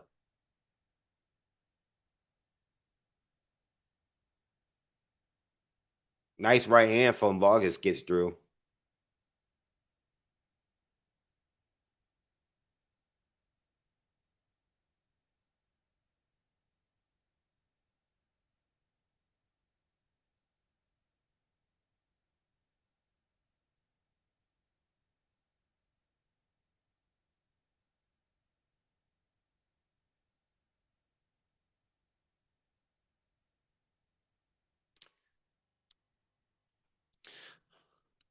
A lot of cat and mouse. Ray got to figure the range out, man, and he needs to step in a little bit more with his punches, man. He's just too far out, and then he's gonna have to find a way to start and not just wait. He's waiting too long. He's gonna have to step in a little bit more because Oshaki is his legs are quick, man. He throws his jab and he steps real away out. He's making very few mistakes. You know, he's been sharp so far these first two rounds.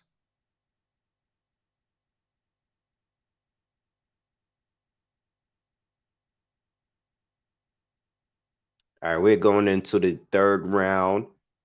And remember, this is for the vacant WBC title up at super featherweight. I gave the first two rounds to Foster. You know, Ray started to be a little bit more aggressive in the second round, but he wasn't effective. He wasn't really landing anything.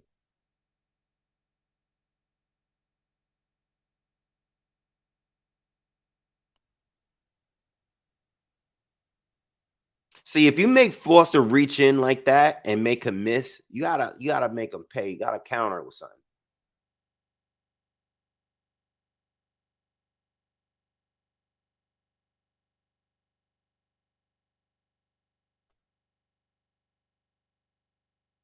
Nice head control from Foster. Left hook lands to the body of Foster. Right hand lands for Ray.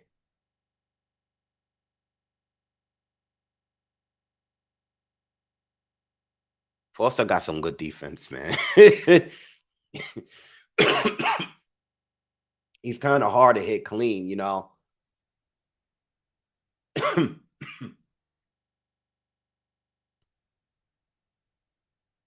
Not much offense from Foster this round so far, though. Halfway through the third, and no one's really giving me anything here. Nice jab from Foster. Another right hand lands to the body of Foster, but Ray's having trouble to land up top. He's not getting through. Foster's defense has been on point. Ray's cut over the left eye on the outside. I don't know where the cut. I don't know what punch connected that hurt, or cut him, but he's bleeding from the side of his eye right now. It's been a lot of wrestling, so I don't know if this was like a head or I didn't see the punch that landed, but He is cut.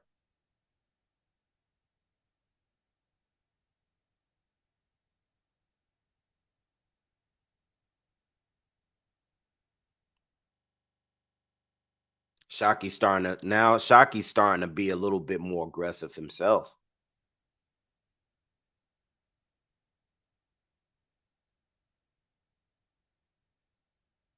Vargas snuck a little body shot there in that exchange. 10 seconds left in the third.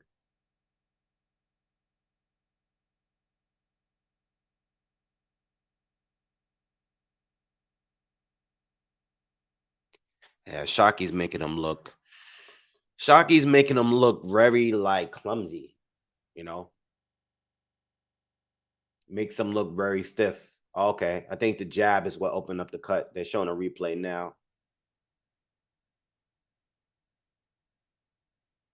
Yeah, it's hard. It's gonna be hard to call that cut. All right, but the cut is not the worst. It's not the worst cut. It's not a huge cut. It's kind of on the outside of his eye. It's not going straight down into his eye. Ray has some swelling on his nose up here. Um, not the worst cut in the world though. Yeah, I see Regis Prograde there. He's right in the center. I see Regis there. I think I see Teal's Pops. I seen him there. There's a few people I've seen that's in the that's ringside.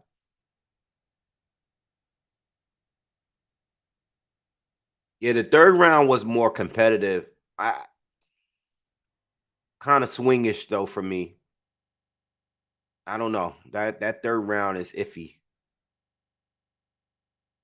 Not as much offense from Oshaki, so I can see that being a Ray Vargas found. But Ray didn't really do much neither.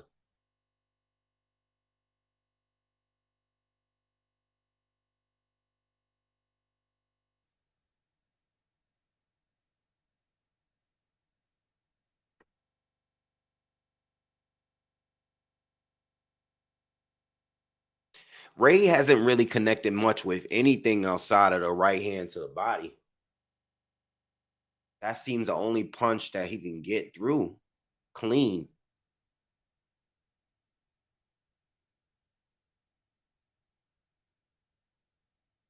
Yeah, Shaki's really messing him up with the feints, man. It's those jab feints and those.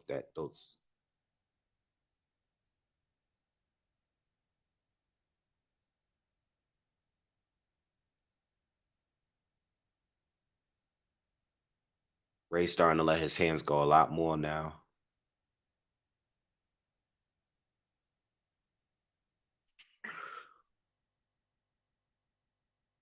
Another right hand to the body lands for Ray. It seems like the only punch he's been able to land here. I'm still waiting to see if Oshaki's gonna change into southpaw. He hasn't yet. I guess he's figured he's doing well like this. Right hand to the body and right hand up top connects with Oshaki. Now he's starting to be aggressive.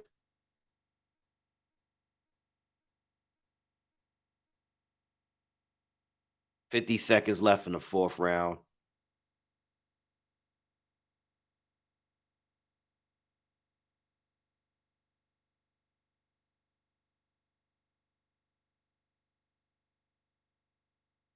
Yeah, Ray don't got nothing for Forster right now.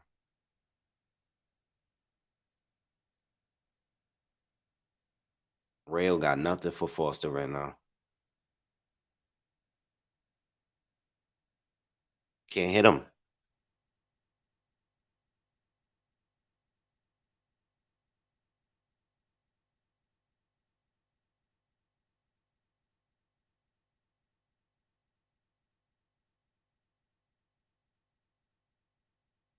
Yeah, he can't hit him. He just can't hit him. Another round in the bag.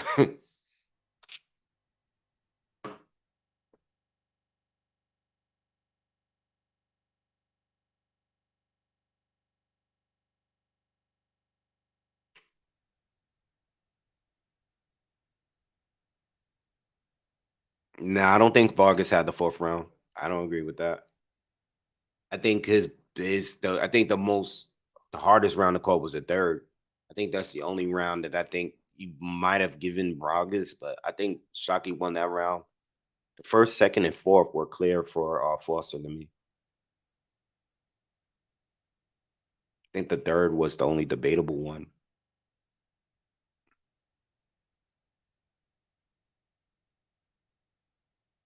Just my opinion.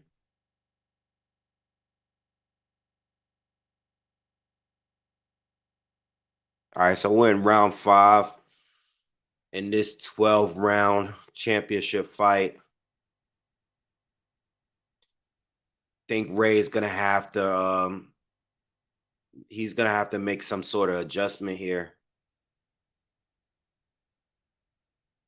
You know,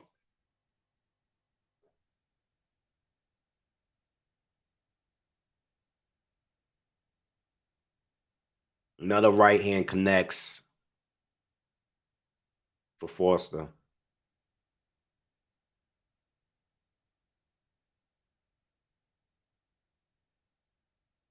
Yeah, Vargas threw a left hook, but that I don't know if those landed.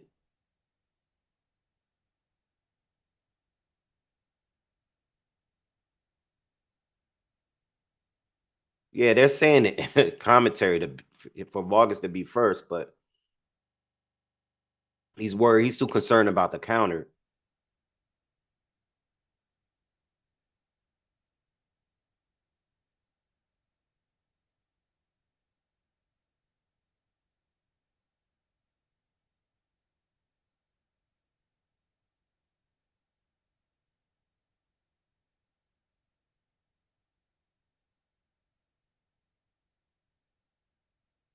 Halfway through the fifth.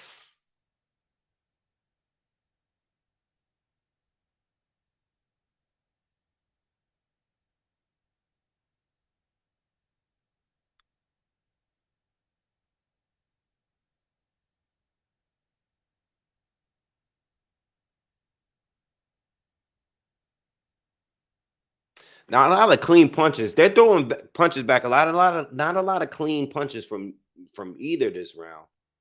I still think Foster is still in control here. A lot of arm punch, like a lot of punches are just like they're not really flush from neither this round. A lot of punches are hitting the arms and shoulders, to be honest.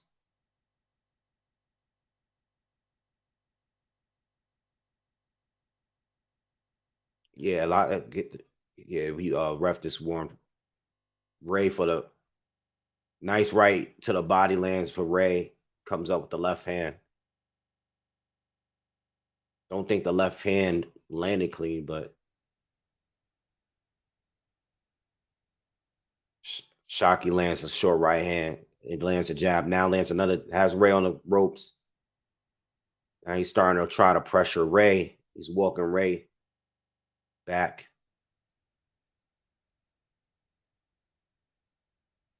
Good round. Best round of the fight from both. A lot of back and forth that round. But Foster's still in control of this fight.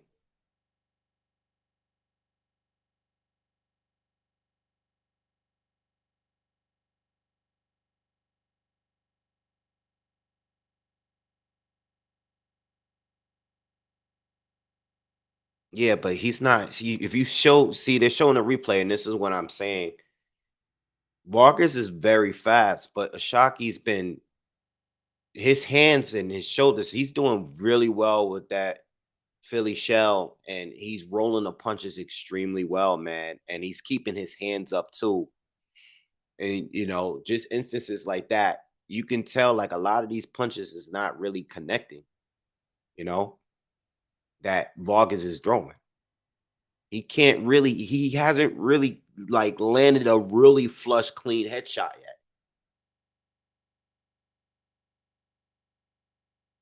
I'm not listening to the commentary too much. Like I hear a few things they said here and there, but it's pretty clear to me that Foster's winning this fight. You know, like Ray's throwing punches, but he's either out of range or he's just hitting Oshaki's gloves or his arms. He's not landing anything clean here. Oshaki's rolling all of these punches. A lot of these punches is hitting his shoulders.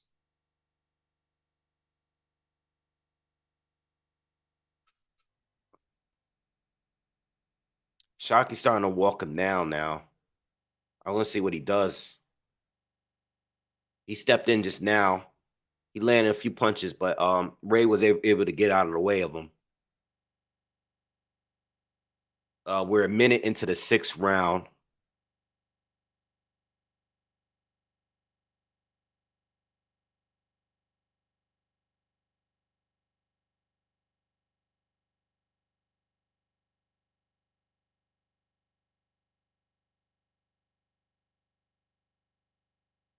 Yeah, Vargas is letting his hands go more, but he's not landing, yo. Shaki's defense is very, very, very good. Forces back to walking him down. He's pressuring him, but he's not throwing a lot neither, you know?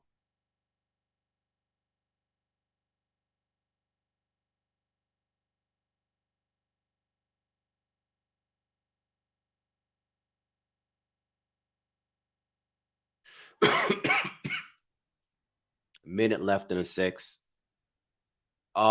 So far in this round, we've seen Ray throw a lot of punches this round.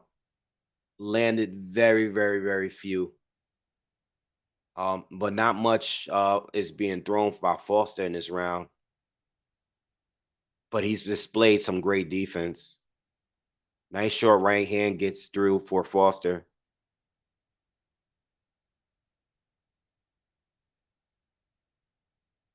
And I wasn't expecting this fight to be like this.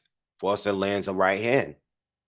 He lands a jab. It's like he doesn't throw much, but when he throws, he's landing at will. He lands when he wants to, you know?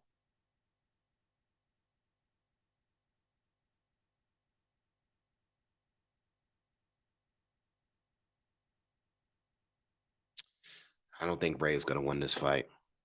This is on Showtime. I I don't think Ray is gonna win this fight.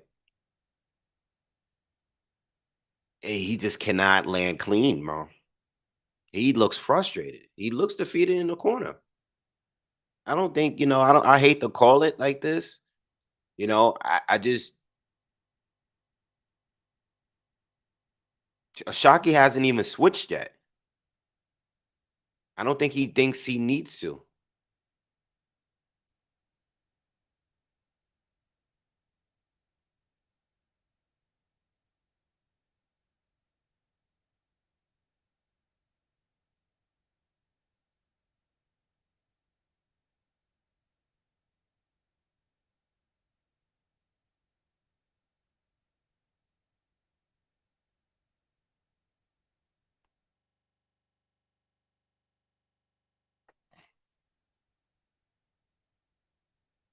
Well, you can give at the very most 2 rounds to Vargas, the rounds where Foster didn't really let his hands go that much, but it depends on how you're scoring it because you got to score it for defense as well. He's displayed great defense. Steve Farhood only gave Vargas 1 round. And that was the 3rd round. The round that I said was the best round for Vargas, in my opinion. And that's simply because Foster barely threw anything that round. You know, that's the unofficial scorecard, though. I don't know how the judges is looking at it, but Ray gotta have to do something else, man. Foster's being very aggressive now. He threw a flurry there, but only connected with the left. He only landed 1 shot in that exchange. His defense is just too good.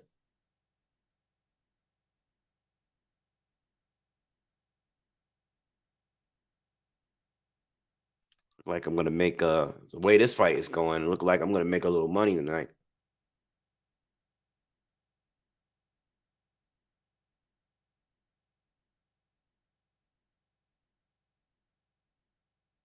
And Vargas, Shockey is still fighting as orthodox. Shockey lands a short right hand. Um, Vargas is throwing. He's throwing. I still feel that even though Oshaki is winning the fight, I do think that he should let his hands go a little bit more. Because even though he's displaying some good defense, I don't think he's countering a lot, right? He's not countering that much, and he's not leading that much neither. He's more accurate by far, but I still think he needs to, just to be sure, he needs to let his hands go a little bit more.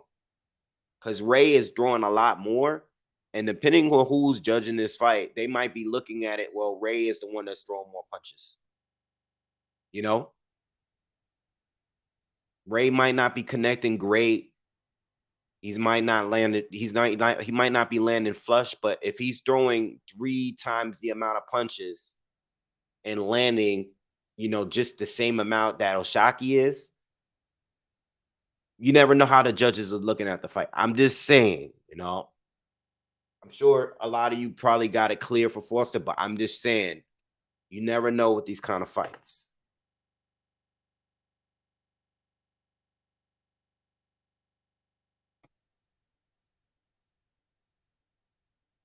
Like, I can't give Foster that round. I can't give him that round. That round, he didn't throw that much. He has to throw. He has to fight back a little bit more.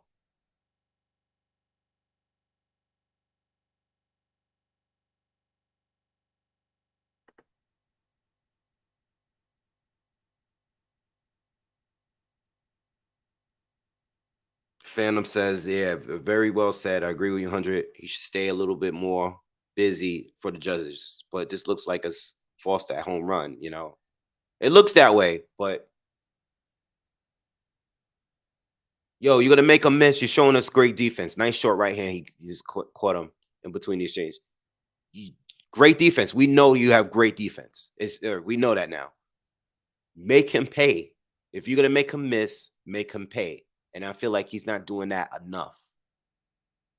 We've seen, if he is winning, if they were to stop the fight right now, we've seen worse robberies. You know,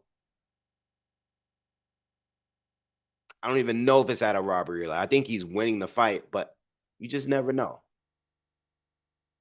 You never know, especially when one fighter is throwing a lot more than the other.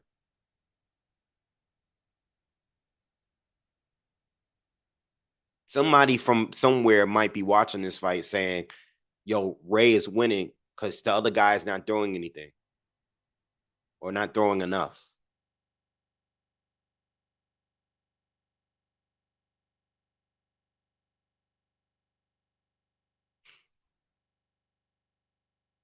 See, I like when Forster begins to put pressure on Vargas and forcing him to fight on the back foot like he's doing right now.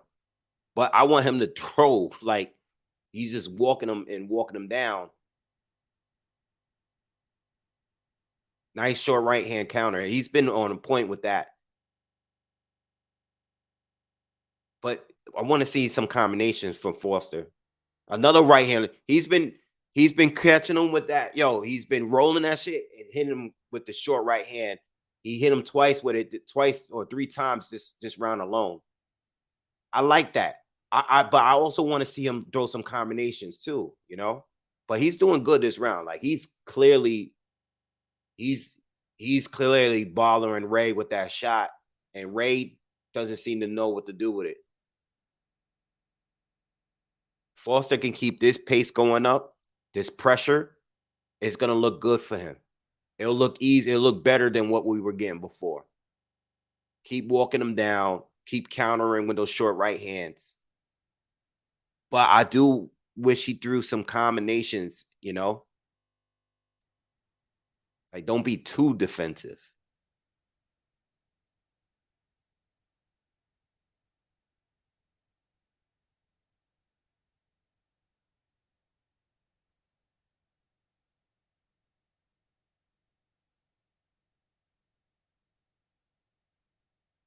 I'm surprised Ray just hasn't really like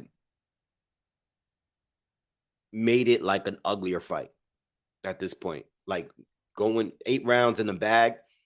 You know how it's like Santiago was losing the last fight clearly, and he started to change the pace a little bit, by like smothering Barrios a little bit, tying up, punching and to tie it up, doing something.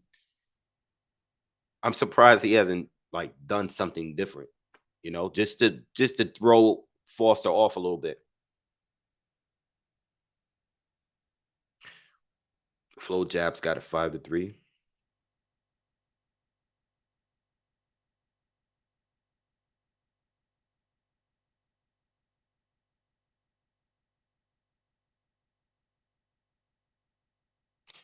Yeah, Vargas, Vargas had a tough round that last round. He took some big shots there.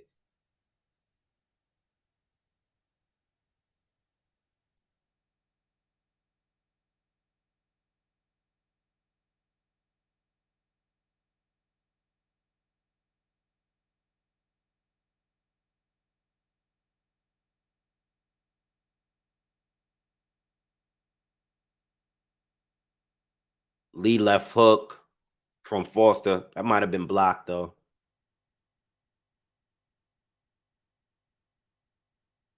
You know what I like about Foster? He keeps that hand up, man. No matter what he do, he'll keep that right hand up. Steve Farhood gave Vargas the last 2 rounds. I see the seventh. I don't see the eighth. Seventh, yeah, I agree with the eighth. Nah, not with those shots that Foster landed.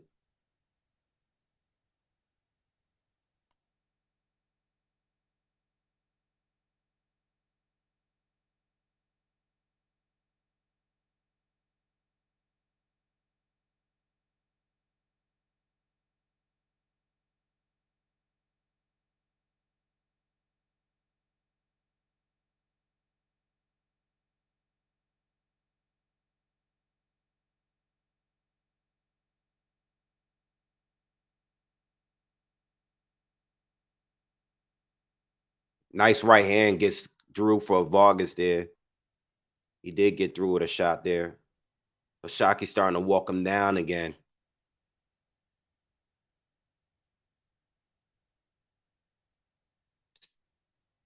A lot of by the way, a lot of visible bruising on Ray Vargas's face.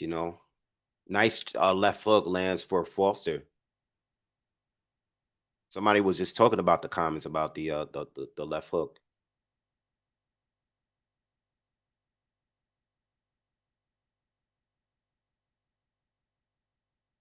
Another short right hand lands for Foster. 50 seconds left in the ninth round.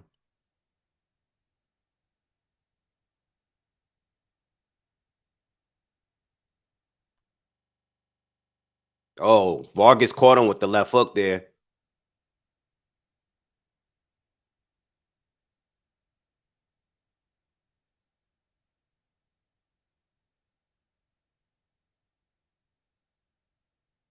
And I don't even think this is a weight thing. I just think that Foster is defensively just really, really good.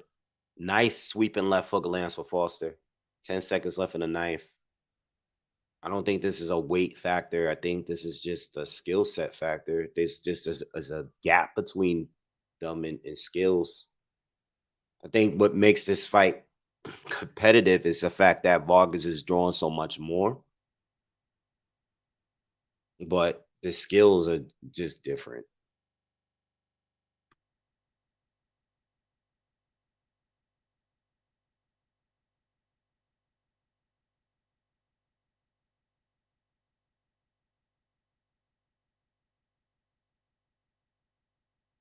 Flo got it for 5-4.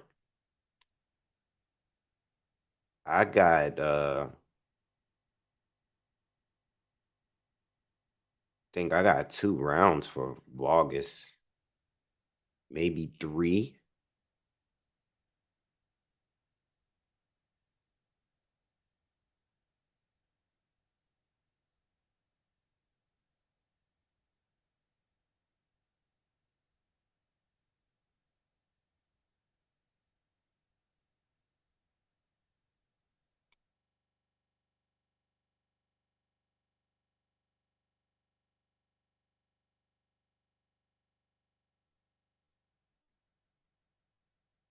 Daniel said Lara lost against Canelo because he didn't throw enough. I don't see that fight being. I see where you're going with it, but I don't think that was the same kind of fight. Farhood has it 4-5. They gave Vargas the last 3. Again, I could see the 7th and the 9th. I can't see the 8th. But like I said earlier, man, I think Foster needs to still let his hands go. We're in the championship rounds now. We're in the 10th rounds. Like, you're clearly better, but you got to let your hands go because Ray is still in the fight.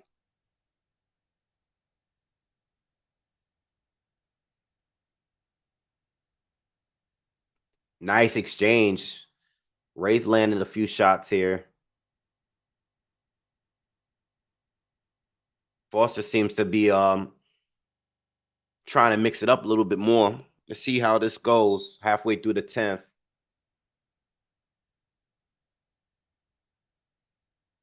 Ray's having a decent round here.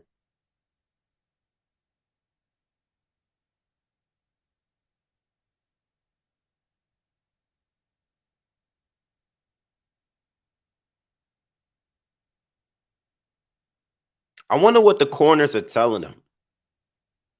Nice right hand lands for Ray. That was a nice right hand. He caught him. Minute left in the 10th. Nice jab from Foster.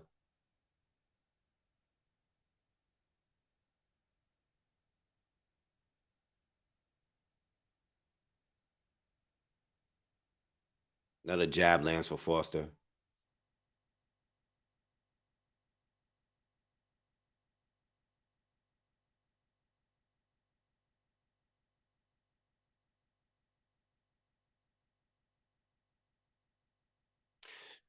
Vargas got to step in, man. He just be throwing punches and he don't even be in range. Nice jab from Foster.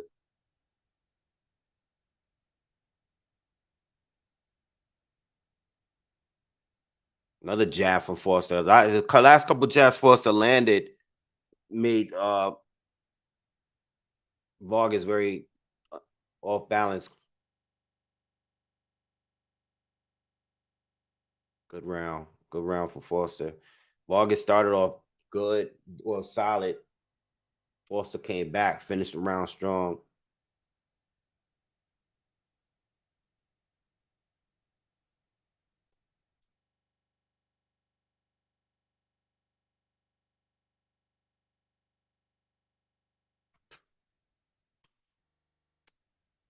That's Foster's round for me.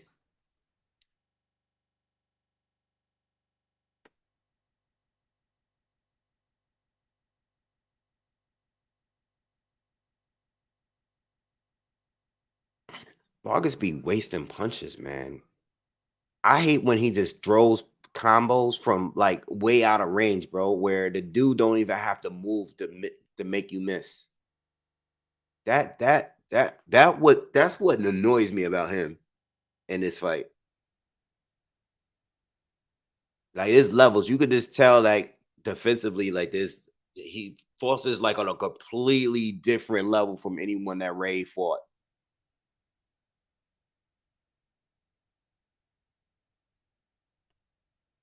Right hand lands to the body of Ray. Foster's coming forward again. Ray is throwing combinations like to the body and stuff whenever Foster steps in. Like I think Foster is trying to engage a little bit more here, but Ray is just throwing combinations whenever Foster gets too close. Even if they're not like clean, he's just throwing to the body or whatever.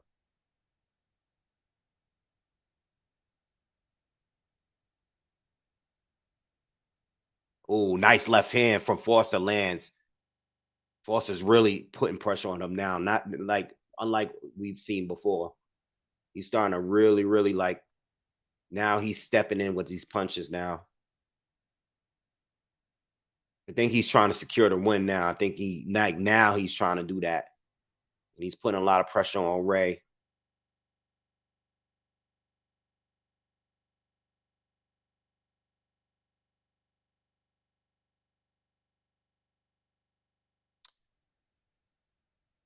Come on, Vargas. Stop falling on the floor. You've been falling on the floor all night.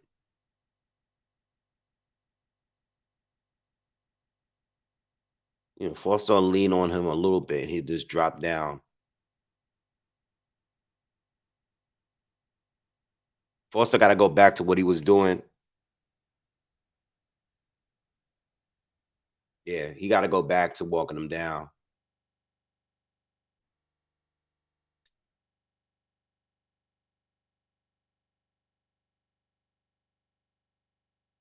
Foster looking like he might send him back down to 126.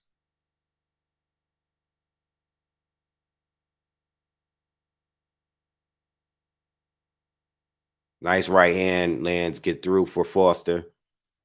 About 37 seconds left in this round.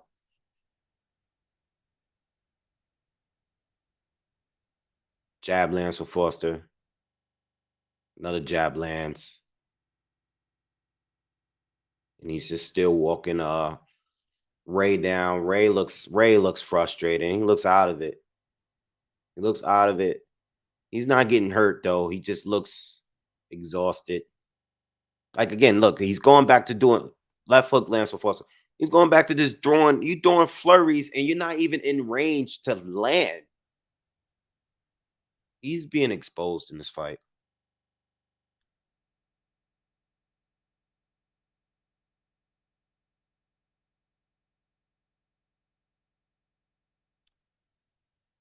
Yeah, Foster got this in the bag to me, y'all. Give me my money.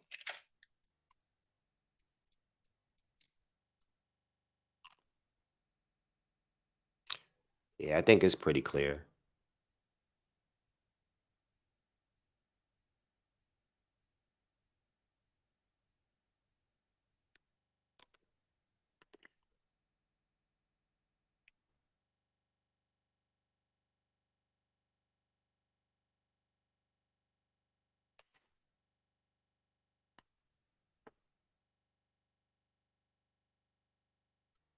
All right, final round, y'all. Final round. I've probably given Ray maybe 3 rounds tops. Too clear for me. I gave him maybe a swing in there, but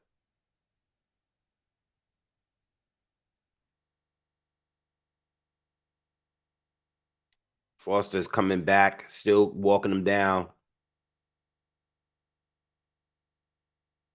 which he should do. You never know with these judges. Unofficial scoring. Farhood has it 106 to 103.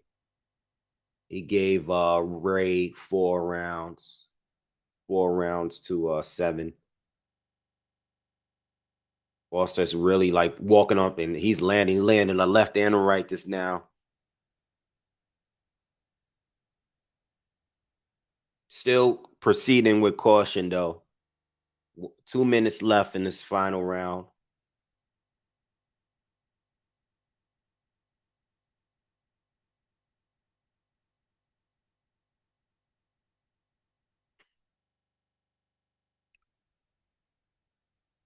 Right hand gets through. They tied up. You guys are calling a robbery, man. Have some faith. This is boxing. Have some faith. They always pick the right guy.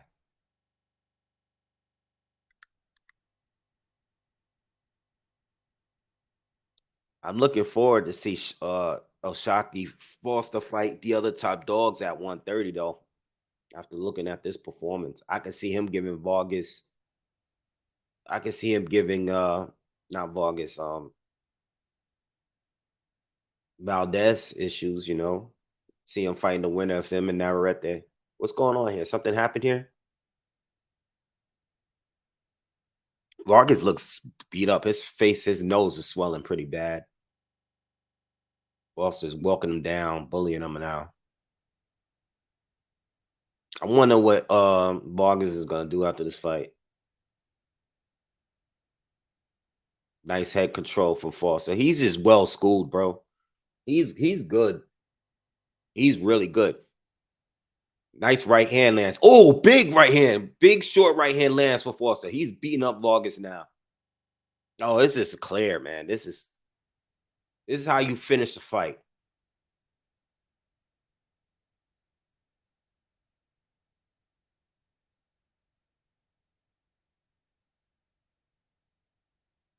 Foster did way better than I thought he was gonna do. I mean, I knew he had a shot, but I didn't know he was gonna be this like dominant. Good win. They're not gonna do him dirty. It's too clear. I could see them giving I could see one judge giving Ray Vargas like 5 rounds though. I could see one judge doing it. I could see one judge doing it. But I don't think I'm expecting a mixed card of all given to Foster. I see one judge 7 rounds to 5 for Foster. And I see the other two giving them like, 116, 112. 115, 113, and two 116, 112s. That's what I think. That's my prediction. If they really want to take care of Ray Vargas, if they really want to do like take care of him, one of them judges will have it draw, and the other two will have it for Foster to make it like a split decision to make the win not look so bad, the loss not look so bad. But my prediction is 115, 113 card and two 116, 112. Maybe one 116, 112, maybe one 117, one third, 111 or something like that. Nah, draw would be a robbery in my opinion.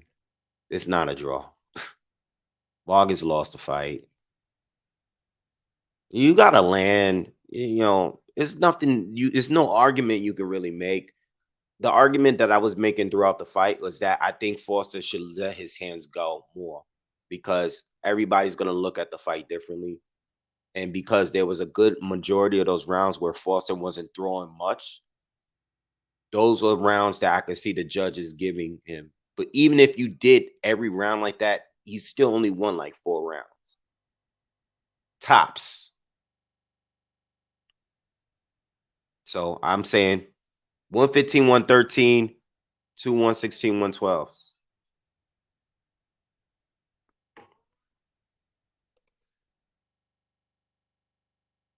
Unanimous.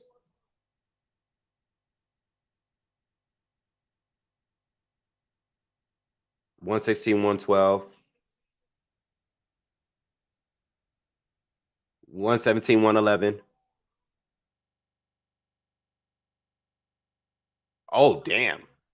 119. Damn, one judge got Ray winning 1 round.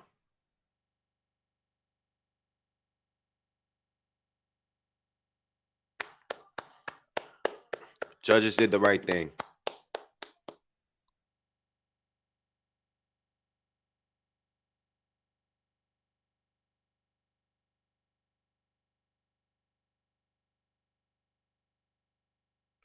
I wasn't expecting to hit a 119, but it wasn't close, man.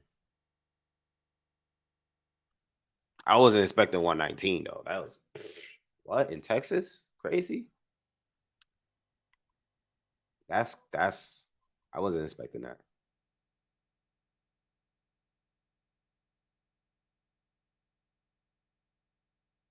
I think the only clear rounds that I gave the Ray, or not even clear, but one, I think the seventh and the third.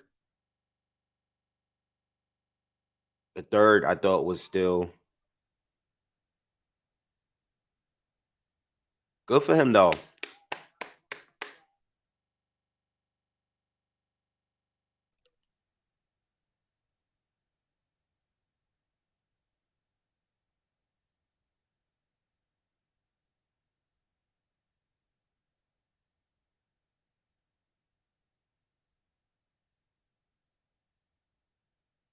So who do you guys want to see him win? I mean, he's a champ now.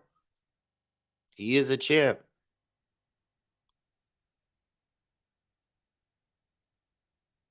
Who we got at 130? Love to see the Valdez Navarrete winner fight Foster. Joe Cordina, I know he's not champ. We got Rakhimov. You got Hector Garcia that's still there, even though he lost to Tank. There's some people at 130.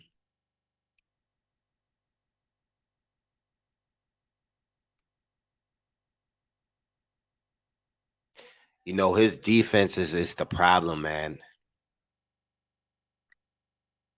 His defense is on point. He definitely got the best defense at 130 for sure. His defense is on point, bro.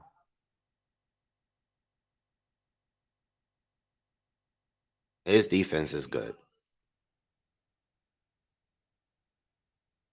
Defense, his reflexes is very, very sharp tonight. Very impressive. Who's the other champions here?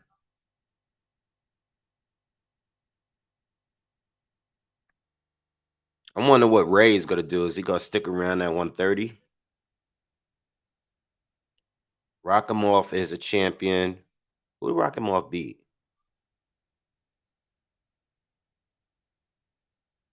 Oh, that title that was just vacated by Joe Cordina. So he's gonna fight Joe Cordina.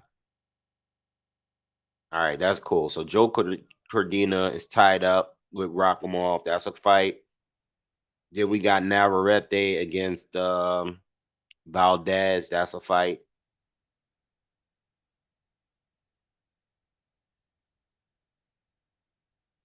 And then you still got Hector Garcia. And then you got, yeah, he said he got two mandatories.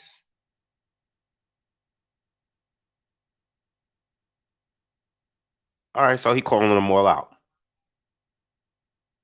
He said Navarrete. He said Valdez, Cordina, Rakhimov. All right. He's in it. He's in it to fight. I don't know if he's the best fighter at 130, but he's definitely the best defensive fighter at 130. Nobody fight like that at 130.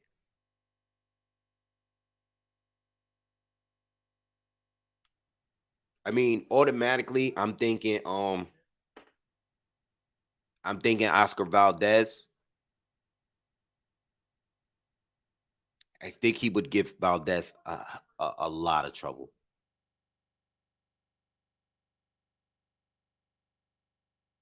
I think he gives all of them trouble. Hell, I think he gives them all trouble. Problem with Navarrete is that Navarrete and his volume, his his power, his volume, you know, his power and volume is always tricky. You know, he's awkward. He switches. He's a guy that could kind of outwork you. He's a guy that you kind of don't look good against. So Navarrete, but Valdez, I think he beats Valdez. I honestly think he beats Valdez. I think that style is not good. That's like fighting Shakur again. Not that he's as good as Shakur, but defensively, he's comparable. You don't want to fight like that again, you know? Um, he can beat Valdez, but he needs to let his hands go a little bit more, man. I think that's the only complaint. I want to see more of what he can do, like on an offensive standpoint. I think he beats Joe Cordina too.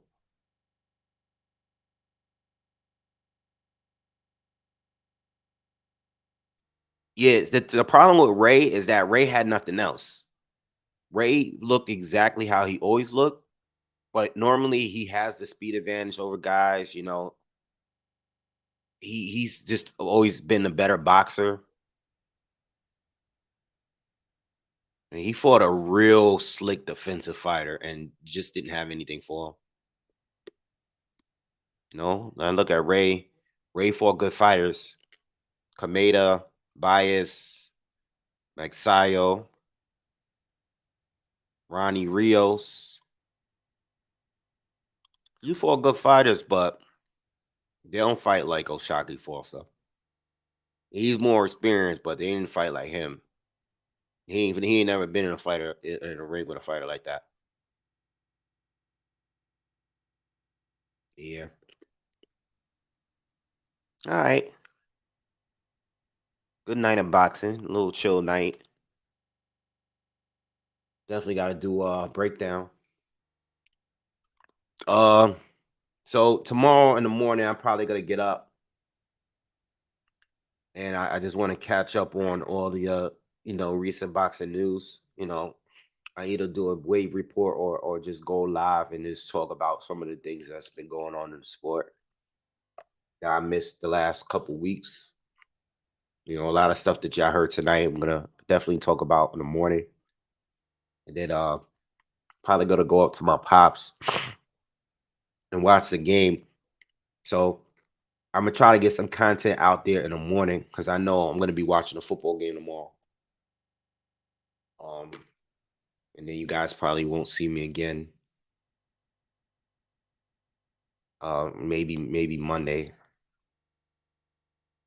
but tomorrow is all about football tomorrow. So I'm gonna try to get up early and do some content. Again, I apologize for the delay in content. I clearly still sick. Hopefully the coughing, these damn Vicks saved me because the coughing earlier in the video was bad. But I apologize about that, man. But yeah, we'll catch up. Still a lot more to discuss. But I got y'all in the morning. I'm gonna get up early in the morning and get jump back on here. All right. So y'all have a good night, man. Please, if you are new, subscribe to the channel. If you haven't yet, the rest of you guys that's here, everybody, please hit the thumbs up for me. Smash that like button, share the video. And I'll see you guys in the morning. Have a good night. Peace.